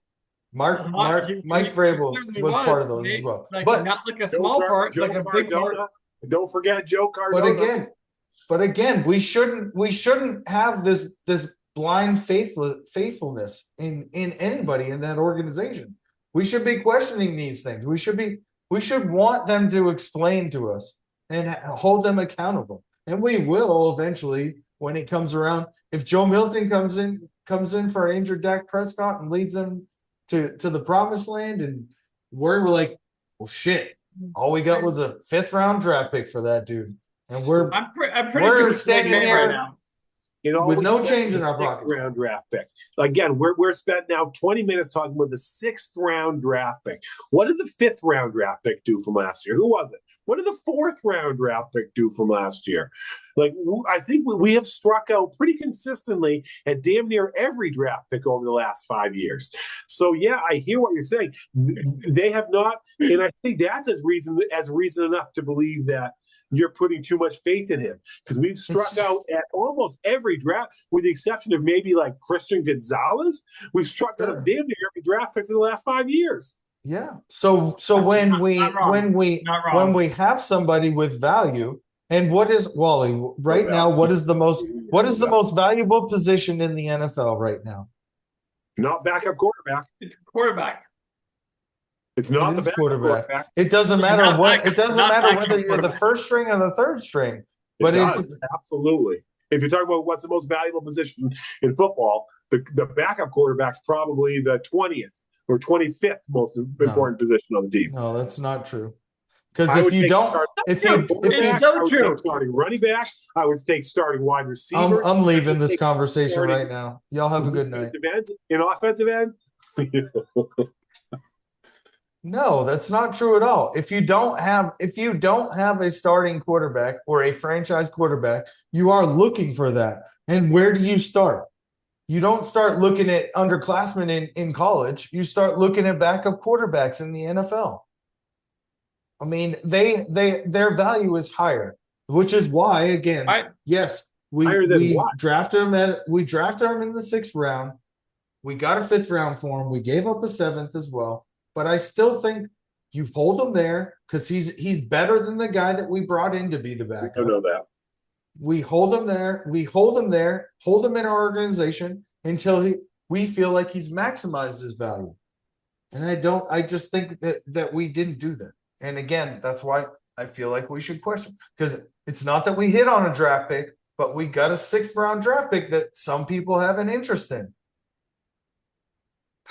Like, I mean, there's a reason. One, because he's a quarterback. One, because he's a 6'5" quarterback. And by the way, he can run and he can throw the ball on a rope 70 yards. I will say this. I heard from somebody, and I don't know if this is true or not, and I have not source checked it, but I heard from one of the talking heads that said the Patriots actually had better offers for him, but they felt like the Dallas was a better opportunity for him, which I get very upset hearing that. Like, I think you go for the best value every single time. This was not someone who did anything for us. We owe him nothing. We should have gotten the most value. I maintain that we probably did get the most value for him. But if in any way they were worried about where this best situation is for him, I have a big problem with that. So do I. I don't understand. Like, this is us. We're here. Yeah. This is our team. You guys said last year when they released Juju Smith-Schuster, instead of holding on to him until his value increased, when people go down with injuries, you guys said that it was the right thing to do. It was the best situation for him. Let him go and do that instead of holding on to him, not playing, etc. Do you remember that? I do. Well done. Yeah. That's very well done. No. Oh my God. You're totally different situations. How is it totally? Wally, we talked about it. The business decision and NFL and football decisions. Like, that's exactly what we're was going to trade for Juju Smith-Schuster on the contract we had him on. There was not a team in the NFL that was going to take that salary on. It just wasn't going to happen. It wasn't going to happen. The finances of a contract, it didn't happen. The finances of a contract are as flexible as any trade that you can do. Meaning, I can pay 70% of that person's contract, and you need to dial up 30%. And now we're trading for a 4th-round pick. Or you can wait for him to be cut, which is a more likely scenario, and sign him and not have to give up any resources to do it, which is exactly what happened. Which is But exactly the team has to wait for him to pass waivers, no to clear waivers, and then they're guessing. Ready for Juju Smith-Schuster last year. No team was. There was The not Kansas City Chiefs would have given us a 7th or a 6th-round draft pick for Juju They did. Smith-Schuster. That didn't happen. You're guessing. It didn't. There's It nothing didn't that because suggests we that's did. true. It didn't because we did the right thing for the player. It was guessing. the right There's thing to nothing do. that suggests that's true. Other than you guys saying that was the best thing for him. Like, we think that was a business decision that was best for him, best for the individual. He's a stand-up guy. We gave him a pat on the butt. Appreciate what you did for us. It didn't work out, but good luck to you. I also think that there was not a team in football that was trading for him last year. They didn't, right? They did. No team traded for him. We cut him.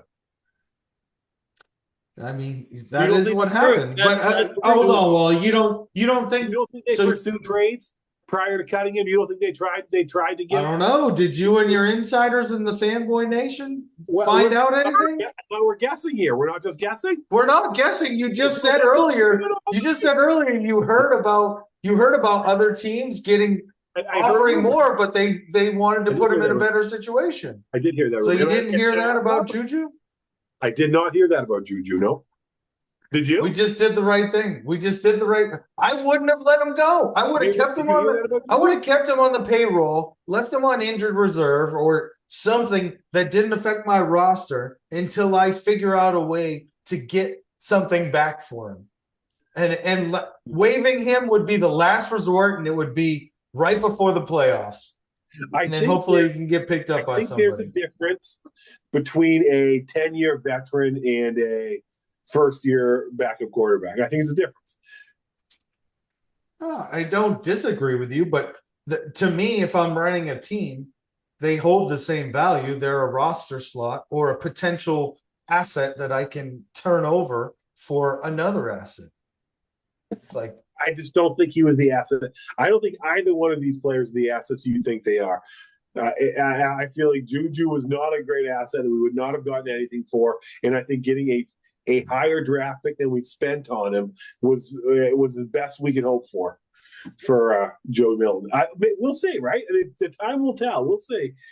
Dak Prescott is more likely to go down at some point this year, and we'll almost certainly see him on the field in some capacity. I'm willing to bet dollars to donuts for that we see him on the field more for Dallas than he ever would have for New England. I do hope you're right and I'm wrong. And they got the best deal that they could. I just think, again, you don't pay more money to a guy that's less talented, which is Joshua Dobbs, and then trade away a guy that has more potential, in my opinion, for what they got. You keep the guy that you have because it's not costing you anything. Use the money that you're spending on this quarterback, which is that's not even a backup quarterback. A backup quarterback is still like the fifth or between 5 and 10 position as far as pay scale is concerned on your roster. So, like, believe in Drake May. If you believe in Drake May, that money? Get that guy off your roster. No, you want to have a reliable backup. Jacoby Brissett probably would have been that guy. We let him go. Yeah, we're still see eye to eye. Time will tell with this take. I don't know. We'll have to wait and see. Of course, you don't see eye to eye. You're like an inch taller than me. It's 12. I see you. I'll say the same thing. I'm gonna go watch WrestleMania 9 documentary to finish it. You know why? Do you want to know why I love that documentary? Why? Because, and this is the worst part of my life. I remember everything. Yeah. Carl Weber, remember him? I do very well. Yeah. Good kid, good person. Yeah. Maybe he walked into our basketball. People change, hopefully. And I was like, I realized when he walked in, I was like, motherfucker. And so I tried to, 7th grade, but Mr. Hampy, when I didn't make the team, he's like, hey, come to my house. And he had a townhouse somewhere. and I watched Yeah, it was over by WrestleMania the 9. pines. What's Over by the that? pines. Over by the pines, man. Yeah. So Mr. Happy let me go to his house. And which that shit would never Happen nowadays, yeah. today. Yeah, a little weird, but nothing But against Hampy. Mr. Happy's actually legit. He's a good guy. He is. He's a good And dude. so we watched WrestleMania 9 together, and that's when Shawn Michaels became my favorite wrestler. The sweet chin music. Sweet shit. That was that night. So like, I had a spot. Carl Weber came in, took the spot, and I was like, "Ah, man." And then Mr. Happy was like, "Come watch WrestleMania with me." I was crying on the Whose bridge. house did Carl Weber take the spot? Where were you? Where did Carl Weber come into that? You were at somebody else's house? No, so we were trying out, and it was looking good for For me. basketball. The team, Yeah, and for then you went basketball. over to Carl. Yeah. Gotcha. But I was literally crying my way home. And So you don't really think so? When you said he's a good guy, you were being facetious. You don't think Carl Weber's a good guy? No, I think he's probably your guy. I don't know. I'm just saying, like, he came out of nowhere, and suddenly, like, my spot was gone. He kind of did come out of nowhere. Did he like come to our school in the 8th grade? 7th. 7th, yeah. He was a good athlete. He was a great Yeah, he athlete. was. Asshole to play with. He Good was kind of a baseball dick, player, to be too. honest with you. But he was a good athlete.